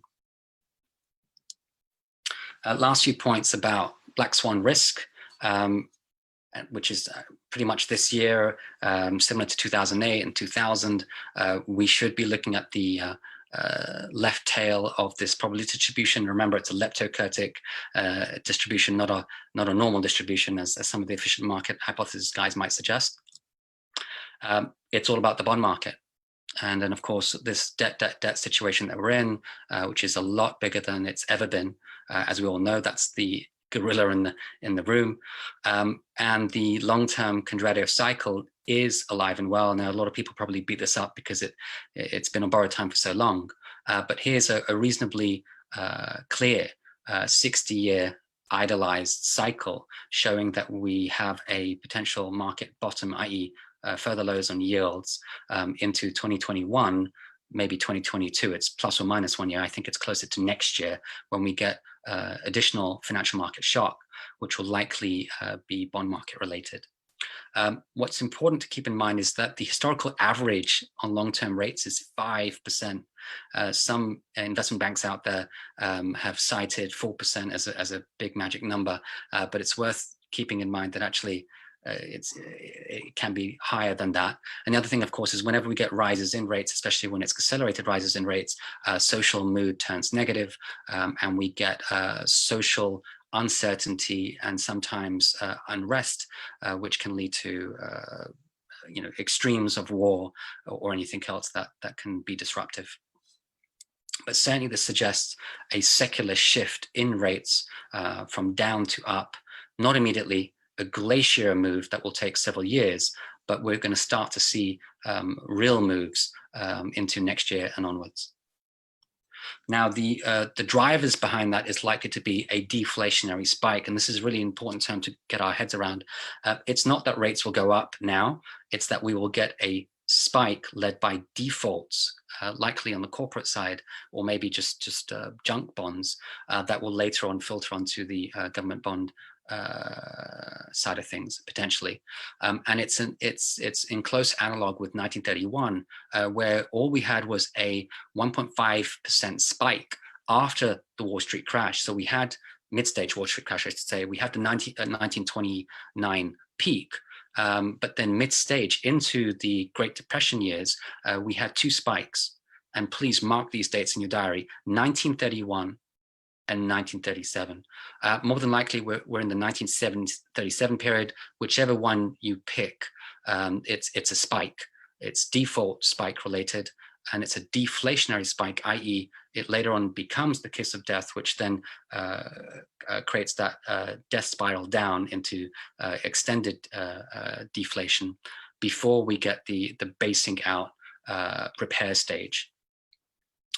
One point to making point, if you look up the research of the hedge fund manager Ray Dalio, he's published a lot of research on this in terms of how he also is basing his scenario on a 1937 spike situation based on central bank policy and just general macro trends that he's looking at.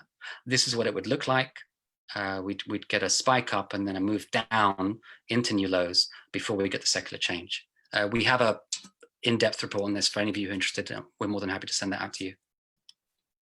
A quick point on psychology. So volatility, crisis, opportunity. Ultimately, as was said by Dr. Van Tharp, it's all about our beliefs and values. And so the question I always ask is, what does volatility mean to you? Risk, opportunity, or uncertainty? That answer will kind of influence our behavioral bias and the investment decisions that we make. And that iceberg metaphor is a good illustration of that in terms of the subconscious mind and how that can influence our rational behavior. In the East, there's this great understanding of danger equaling opportunity or crisis opportunity as part of the yin-yang duality.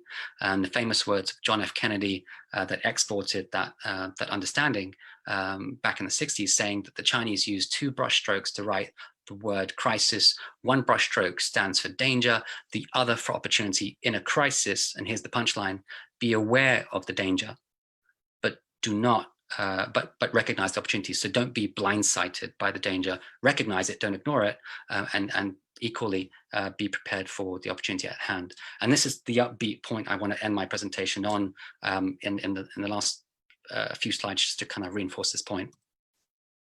This is given birth to this concept of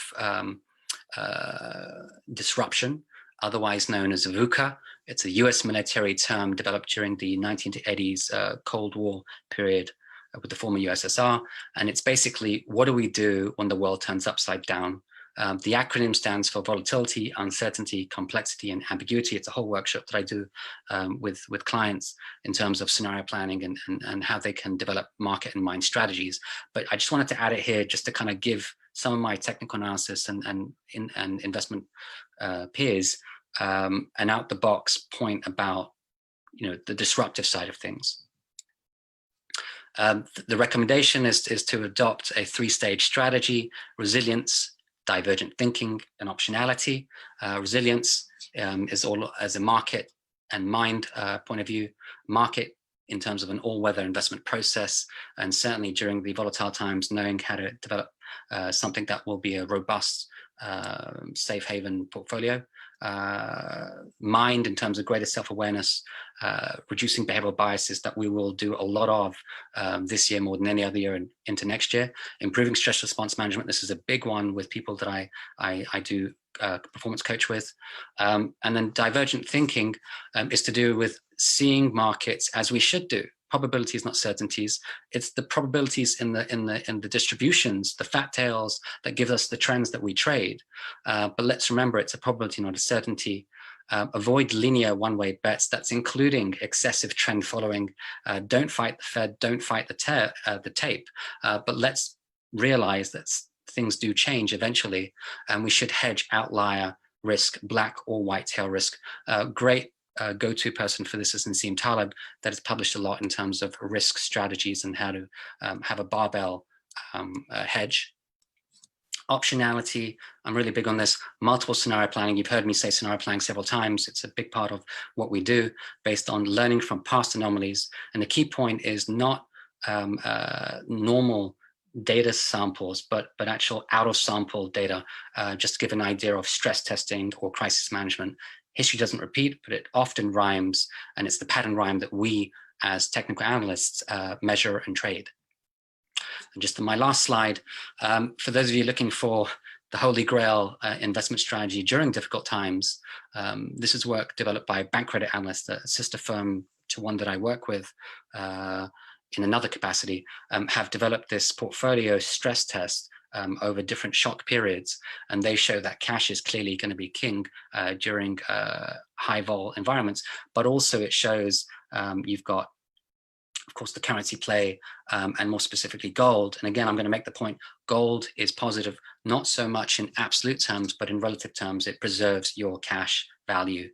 Silver is more of a myth. It tends to destroy the portfolio because of high beta volatility, excessive volatility. There is light at the end of the tunnel.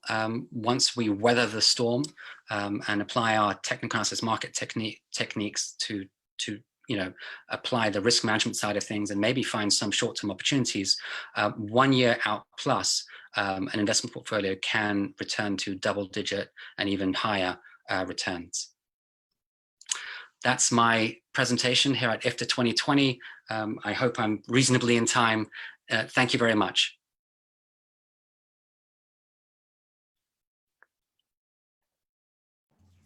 Awesome, Ron.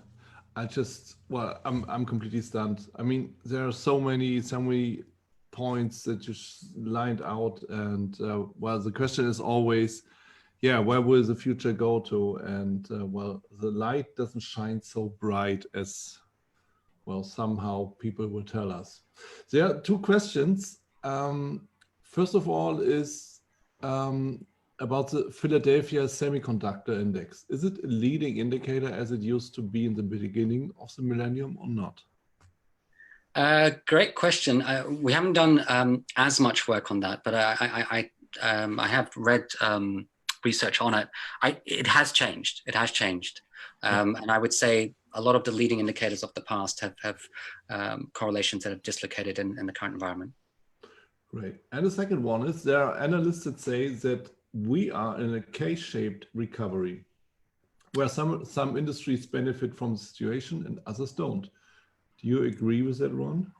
Yes, I do. So I didn't include it in the slide pack because I didn't want to overcomplicate things, but I think the K-shaped recovery is probably a good framework to consider. We're going for the rolling W crash retest. where it's just basically a roller coaster ride type thing. It can be a sideways market, not necessarily a waterfall cliff drop.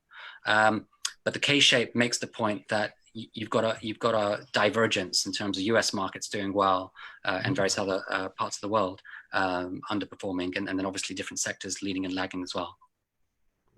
Thank you, Ron. Thank you very much. Very deep insights. And now I'm more than honored. I'm very happy. I'm very glad that I am the one who has and can introduce John Bollinger. Well, I don't really know if there's some introduction really needed for John Bollinger. Well, you have heard several times in this conference the name, and you have seen the indicator or the bands as well. And we were talking about a lot of all the techniques we can use with John's invention, with all the Bollinger bands. And therefore, I'm more than happy that he's here. And well, just without any more words, John, welcome. I'm very glad, very happy that you're here. So hope you're doing fine. We're doing fine. Thank you for your kind words. Welcome. So I hand over the screen to you, and then you're free to go. Okay.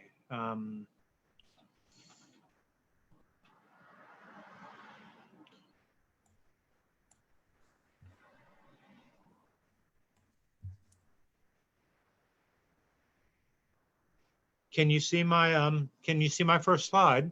Nope. Huh.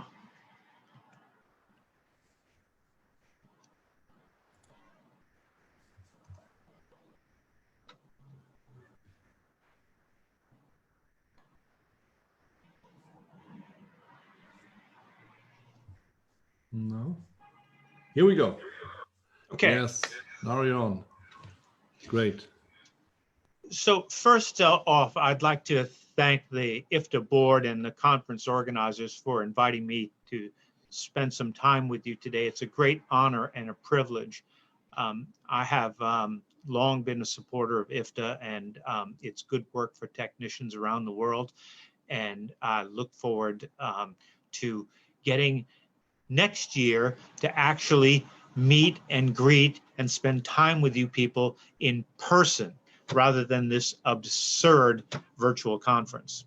For me, the joy of these conferences is getting to meet other people, talk about ideas, exchange ideas, and the value of the conference is as much in the time spent outside the sessions as the time spent inside the session. So I'm terribly sorry to be missing that this year. I look forward to meeting and greeting each and every one of you in person next year. And I hope by then, most of this will be behind us.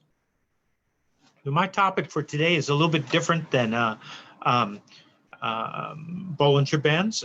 It's based on the idea that indexing is in fact a form of technical analysis. So the title here is Indexing for Technicians, or How I Stopped Worrying and Learned to Love Indexing. That's obviously a lift from the title of the great movie, Dr. Strangelove, How I Stopped Worrying and Learned to Love the Bomb. But I think it's incredibly appropriate given the sort of attacks that we see on technical analysis, which I believe are completely unfounded and completely wrong. So we're going to look at a lot at indexing, what it actually is, and how we can index as technicians and beat the markets. So,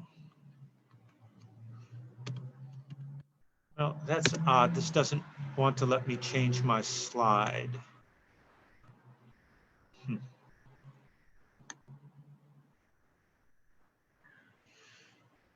So what is an index? An index, at least in financial terms, is a time series that is the result of mathematical calculations involving security prices.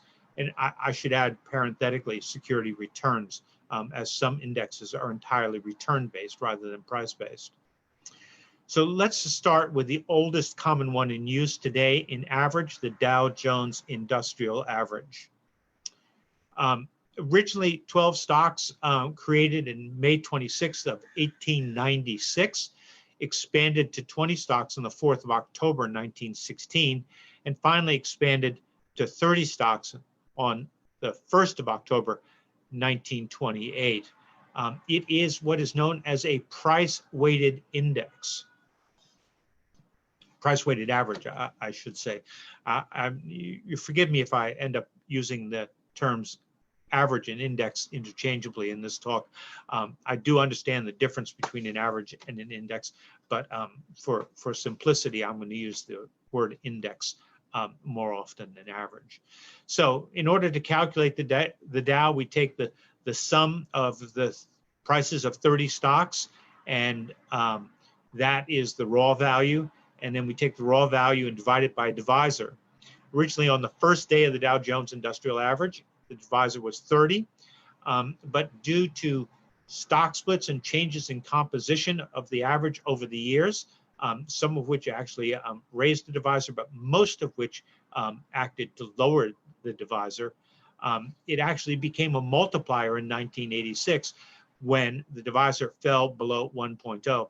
It is currently 0.159, which is equal to about a 6.58 point change for each point change in a component. So one effect of the Dow Jones Industrial Average is to vastly overstate market volatility via the use of the divisor that's actually a multiplier. Again, a change in a given Dow component of 1 point results in a 6.58 point change in the average. So Dow Jones and Company was a profoundly conservative company for most of its history, and they resisted any derivative use of the Dow Jones Industrial Average for many, many years, despite having been asked by many different entities on many different occasions. And after much long and protracted debate, they finally launched futures on the Dow, which we know as YM futures, or the yum-yums in the parlance, on October 6, 1997. And on the same day, they launched options on the Dow. And then finally, a year later, we got an ETF, DIA, which was launched on the 14th of January, 1998. But as is the case with many things, technicians had beat them to the punch, specifically this technician. So in 1987, I was working for the financial news, FNN,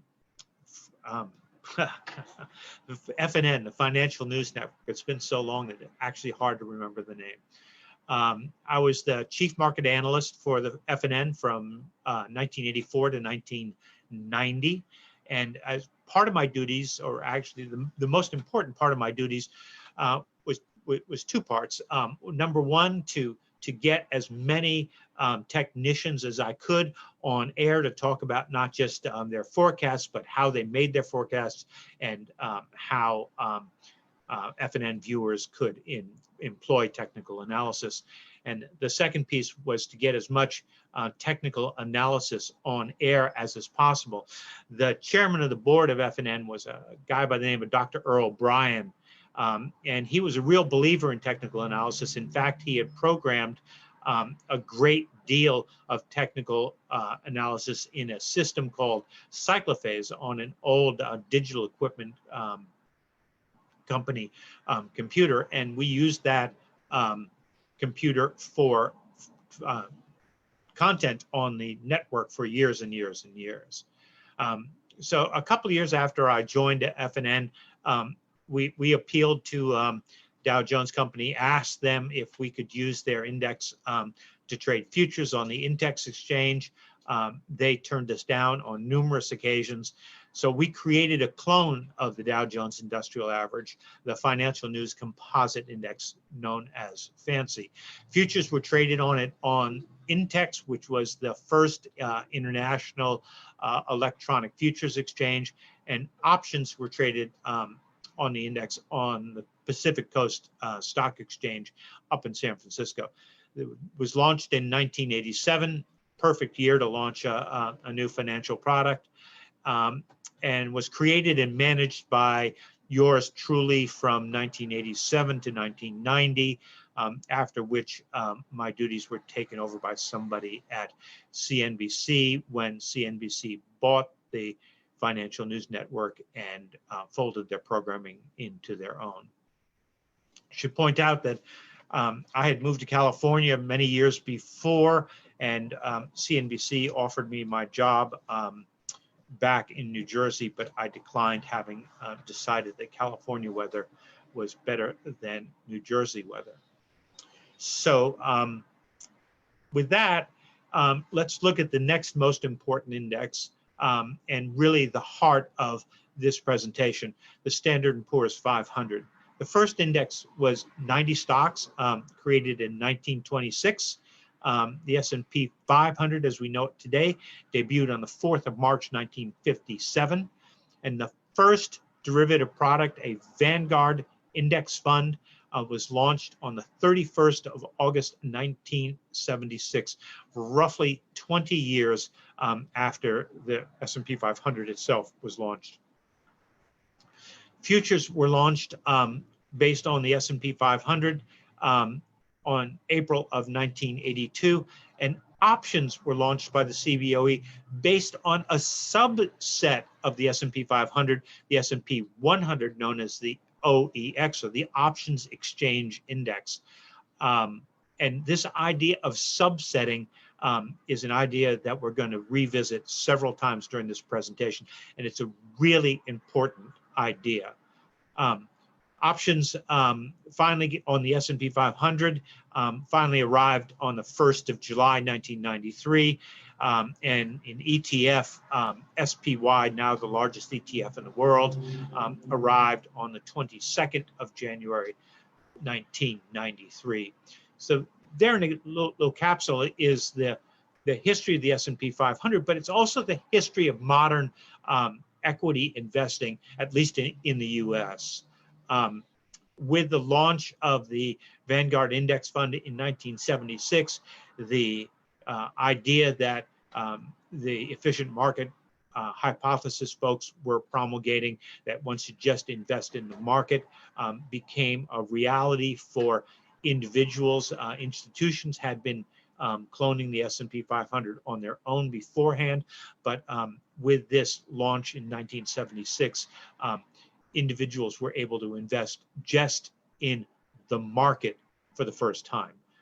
And it was an idea that came to dominate the US stock market within a relatively few years, and today is the single most important force in the US stock market. So the S&P 500 is a capitalization weighted index. That means that each component of the index each day, they take the price and multiply it by the number of shares outstanding. And that becomes a variable we'll call value here. And so the raw value of the S&P 500 is that value summed 500 times for the 500 stocks. And another variable, which we'll call start, is the value, that raw variable on day one, the day that the index was launched. So the index is the raw value divided by its starting value times 100. This is very, very simple capitalization weighted index. It is very easy to understand and a very powerful depiction of what's going on in the US stock market, especially from the perspective of large institutional investors for whom capitalization weighting is a vital concept. So in 2005, the index transitioned from being a capitalization weighted index to being a float adjusted index. So what they did is many stocks had capitalizations much, much larger than the number of shares that were available to trade freely.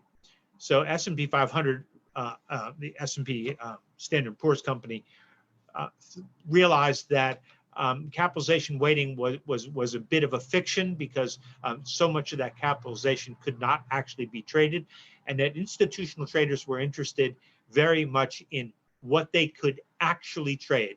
So they went to, instead of using capitalization, they went to using the float, the number of shares for each company that are available to trade on any given day. Capitalization weighting was thought originally to be more representative of the needs of institutional investors, but over the years, institutional investors had come to realize that the float was a much more important number for them, because they actually had to transact in the market with real shares, not mythical shares that were represented by total market capitalization. So the next set of indices that's really important are the value line indexes. The original, the value line geometric, was the first index to have stock index futures traded on it. The opening on the Kansas City Board of Trade almost a year before the S&P 500 began to trade, and immediately presented a risk-free arbitrage opportunity because of the different methods of calculation for the value line geometric and the S&P 500. The value line geometric,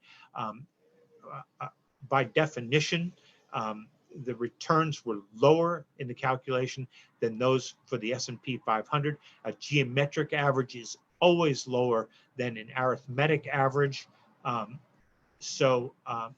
Immediately upon the launch of S&P 500 futures, traders realized that there was a risk-free arbitrage opportunity, and they would put on the appropriate spreads. And this began the idea of arbitrage trading in index futures, an idea that was going to come to dominate index futures trading. People realized this was a problem pretty quickly, so we got an upstart version of the value line called the value line arithmetic. It is the successor to the geometric, and it corrects the, in quotes, underperformance of the geometric average, and is pari passu with a calculation for the S&P 500. So the risk-free arbitrage opportunity went away immediately when the Kansas City Board of Trade switched from the geometric calculation to the arithmetic calculation. Both have a very important quality. There are equal weighted indexes of 1,700 stocks. Each stock in the index gets an absolutely equal weight. So there are really beautiful views of what's going on in the stock market as a whole, rather than what's going on to a very few highly capitalized stocks. So here's the calculation for the value line geometric. It's calculated using returns. The return each day for each stock is calculated as close today divided by the close yesterday. Those are the product is taken of 1 plus the return, and that entire product is then has 1 subtracted from it, and the index is the 1,700 root of that product. In essence, this is a volatility weighted index. The most volatile stocks have the largest impact on the index, rather than the largest capitalization stocks having the largest impact on the index in the S&P 500. The value line arithmetic, the correction version, simply takes those returns, but rather than multiplying them together, sums them, and then takes the sum, divides it by 1,700, and that value times the prior index is the next value for the index. So this is probably the most democratic of all the indexes that are in common use today. It values the smallest stock exactly as much as it values the largest stock. So what do we need to know about indexing? It's all in the methodology. For the Dow, returning to the Dow Jones Industrial Average for a moment, the highest priced stocks have the largest impacts. Stocks that rise in price get a little bit more weight in the average each day, and stocks that fall in price get a little bit less weight in the average each day. Do you see what's happening here? This calculation is actually a market technician at work, and we will revisit that again in a moment. So for the S&P 500, the stocks with the largest capitalization have the largest impacts. Recently, the top 10 stocks comprised almost 30% of the index, and a single stock, Apple, had a 6.5% weighting in the index. I expect that this will change in the future. I expect that the maximum weights of individual stocks will be capped. The NASDAQ 100 has already done this, capping the weight of Apple in their index, and I expect that this excess weighting of individual stocks will be addressed in the future. But here's the really important point. And if you take nothing away from my talk today, the bottom two lines on this slide are the things that you should take away. Each day, each stock that rises gains weight in the index. And each day, each stock that falls loses weight in the index. So why capitalization weighting? Why are we even doing this? Well, the biggest investors in the market, I like to take CalPERS as an example, a huge pension fund here in California, stands for the California Public Employee Retirement System. In effect, CalPERS is the market, and they need to be capitalization weighted because they have so much money to put to work. Smaller stocks simply do not have the size and liquidity necessary for large entities like CalPERS to invest in them. They have to focus on the largest stocks. So by definition, their funds tend to be capitalization weighted. And indeed, again, in effect, they become the market itself as they get bigger and bigger and bigger. Now, they have fought mightily to avoid being the market. They have tried everything that you can imagine. They have tried investing in all sorts of hedge funds. They've tried investing in real estate. They've tried investing directly in commodities. They've tried all sorts of direct investing, but they really, the bottom line is they can't get away from it. They are the 300-pound gorilla in the room, and they're not sitting quietly in the corner. They're marching around the room, dominating the action. So what do you need to know about indexing? Well, all of that seems pretty straightforward. There's nothing particularly magical about it. The indexing formulas I presented on those slides are just some very simple math. Yet the averages and the indexes are hard to beat. Study after study reports it's so. But why exactly is that? Because they're mostly capitalization weighted indexes, which means that they are hyper efficient relative strength allocators that rebalance daily at no cost. That bears repeating. Capitalization weighted indexes are hyper efficient relative strength allocators. Each day they reward the winners and penalize the losers. And they do so at no cost whatsoever. They have no transaction costs. They have no frictional costs. It is a mathematical construct, right? An abstract mathematical construct, one that is very, very hard to realize in the real markets. In essence, capitalization weighting is not an index methodology at all. It is a hyper efficient market technician. When the efficient market people say that it is very, very hard to beat the market, they are correct, because it is very hard to beat a hyper efficient market technician. That's the part they never tell you, but it's the part that I'm going to tell you, and it's the part that we can use to produce superior results for our clients. So it's not that technicians cannot beat the averages, it's just that the averages are very good, very disciplined market technicians. So in order to beat the averages, in order to beat the indexes, we have to be even better disciplined technicians and better market people in general. But discipline is a major piece of the puzzle. So what's a poor technician to do? If you can't beat them, join them, albeit with a twist. To be even better technicians than the indexes, we need to supply our own weightings.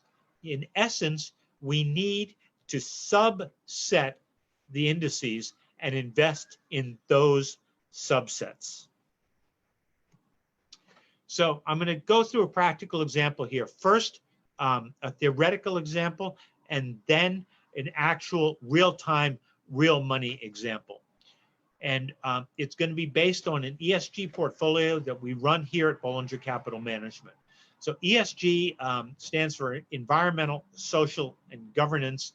And it is a form of ethical investing that has become very popular in recent years.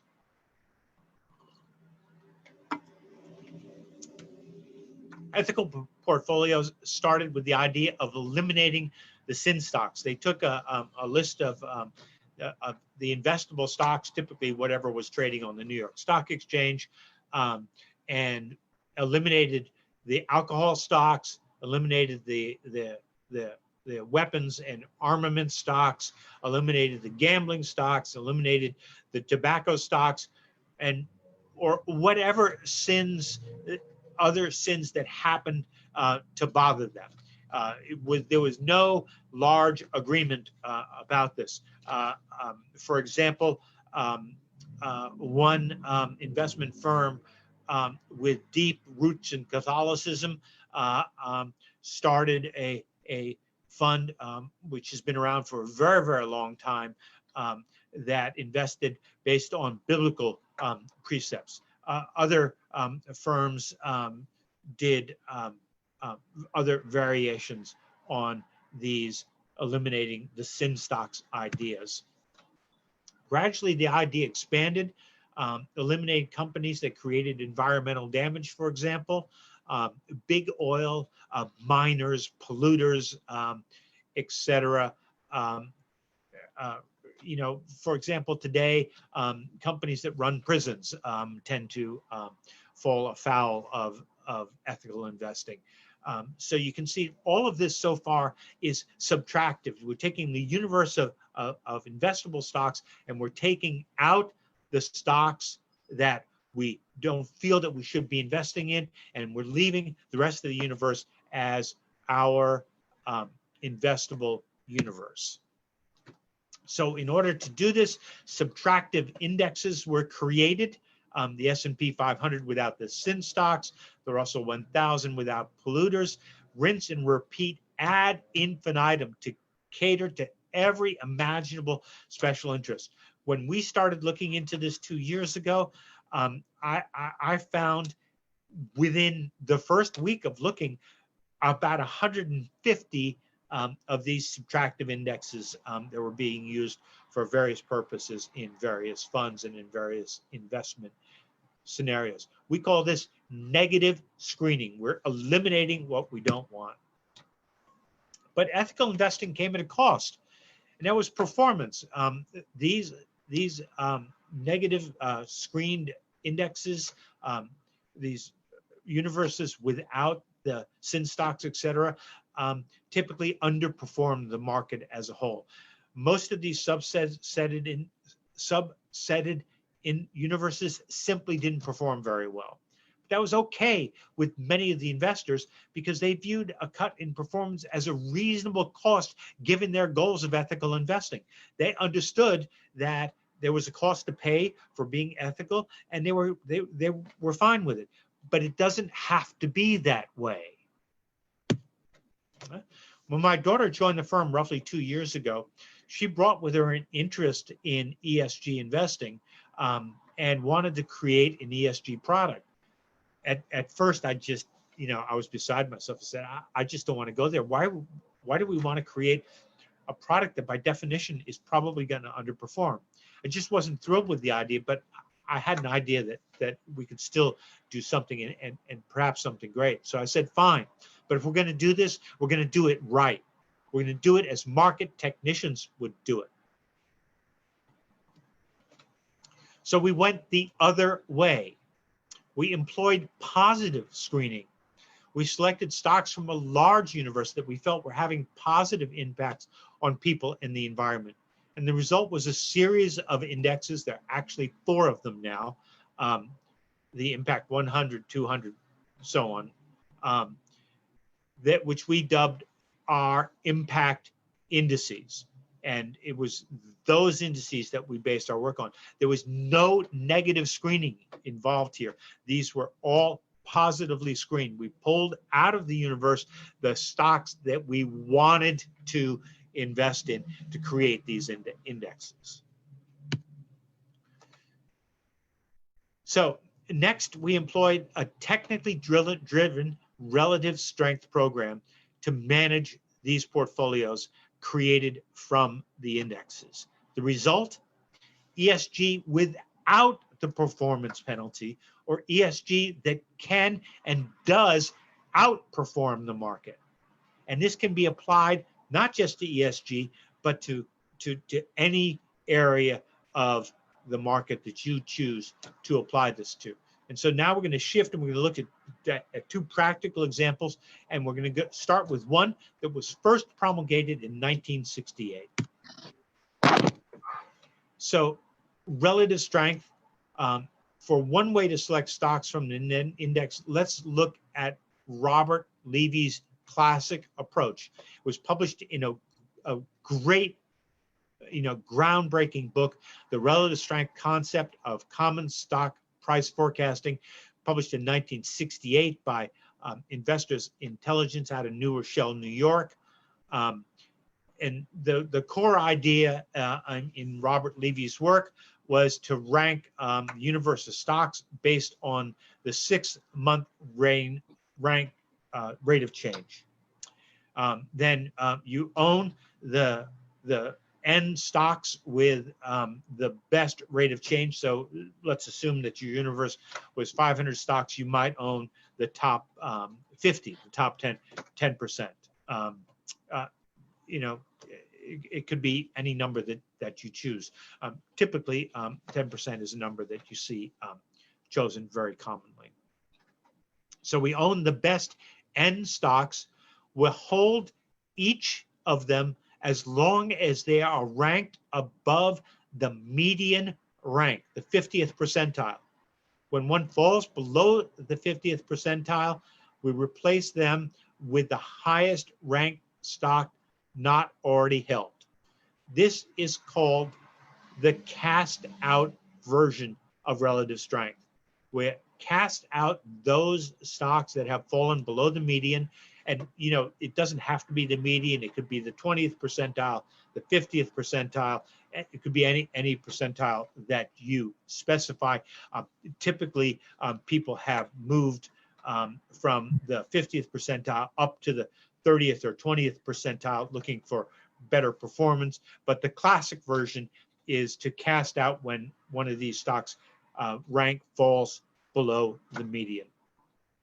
The other version of this is called upgrades. So there are 2 versions, cast out, which we just discussed, and the other is upgrade. And in the upgrade method, you constantly hold the best ranked N stocks.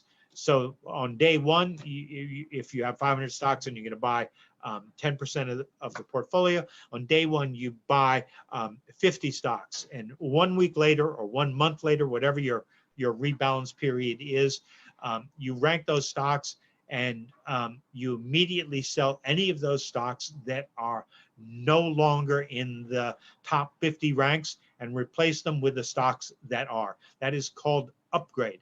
And upgrade does tend to outperform cast out, but it does so at a cost of tremendous turnover. We prefer the cast out method.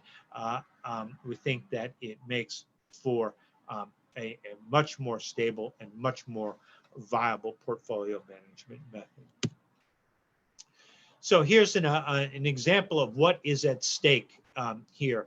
I took a test period arbitrary from August of 2018 through August of 2020. I used the Bollinger Capital Management Impact 100, and I used the exact method that Levy used in 1968. We chose 15 positions. We're always fully invested. We used the cast out version.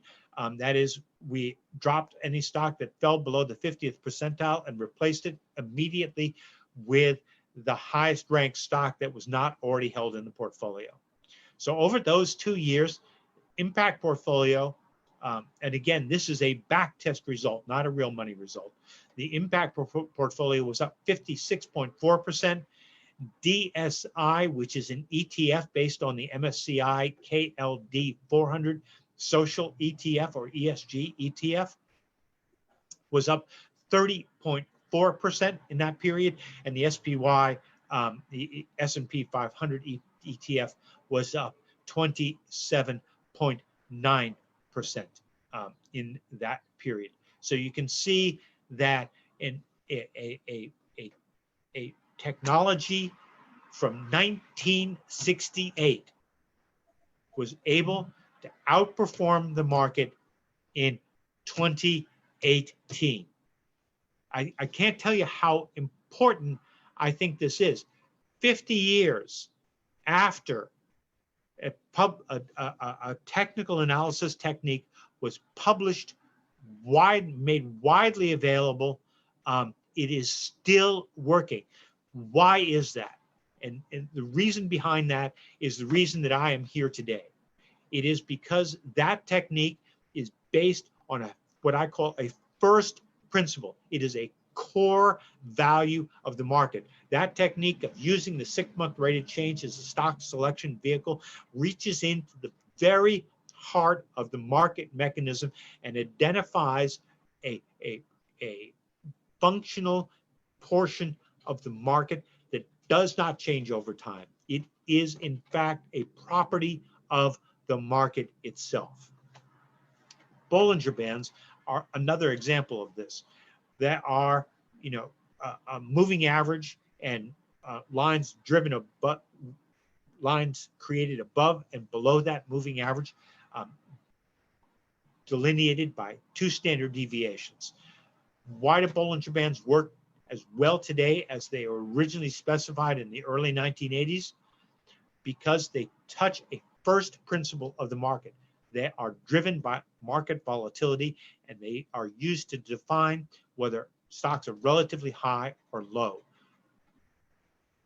That does not change over time. So Bollinger Bands work as well today as they worked when they were created 35 years ago. 35, almost coming on 40 years pretty soon here. So here's what the chart looks like. Impact is the blue line. Again, we're running from 2018 up until 2020, August through August again. DSI underneath there in the orange line, and SPY underneath that, the sort of olivey green line. So using a 50-year-old publicly known technical analysis technique, right, we were able to beat the pants off the market. So starting in March 29th of 2019, I started to run impact in real time at Bollinger Capital Management. We used an impact index of 180 stocks. It is what it was the originally specified impact index. The impact 100 is a subset of that index, a more liquid subset. But we started on March 29th of 2019, and the results I'm going to show you today are through September 9th of 2020. It's a composite of all impact accounts at Bollinger Capital. Impact was up 77.9%. DSI was up 24.8%. SPY was up 23.3%. And this is real time, real money results. You can, we can provide these numbers to you if you want to dive into them. And this is what the chart looks like. Our real-time impact performance is the blue line. The S&P 500 is that green line again, and DSI, which has been outperforming the S&P 500 marginally over the past 2 years, is that orange line. So the bottom line here for me is that if you want to index, don't be passive. If you're indexing and you're already using relative strength, so why not admit it and go with the flow? I'm serious. The S&P 500 is, a highly efficient market technician. It is a relative strength allocator with incredible discipline. So why not use relative strength to try to beat it? Passive indexing is not the only way. Technicians can add value. Technicians, in fact, are already adding value. It's just that, people don't talk about it correctly. They don't use the correct nomenclature, right? If you're passively investing in the S&P 500, you're not passively investing. You are investing in relative strength, and so why not just admit it? So welcome to the new world of active indexing.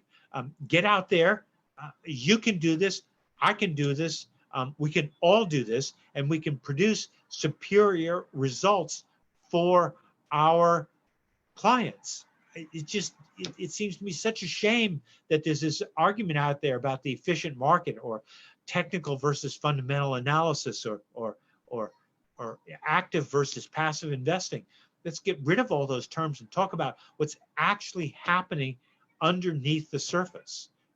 We're all market technicians. If you buy a cap-weighted index, if you own a cap-weighted index, you are investing in a technically driven market strategy. So, with that, I have a few slides for some resources where you can visit, and then I'm happy to take questions for as long as you can on any topic that you like.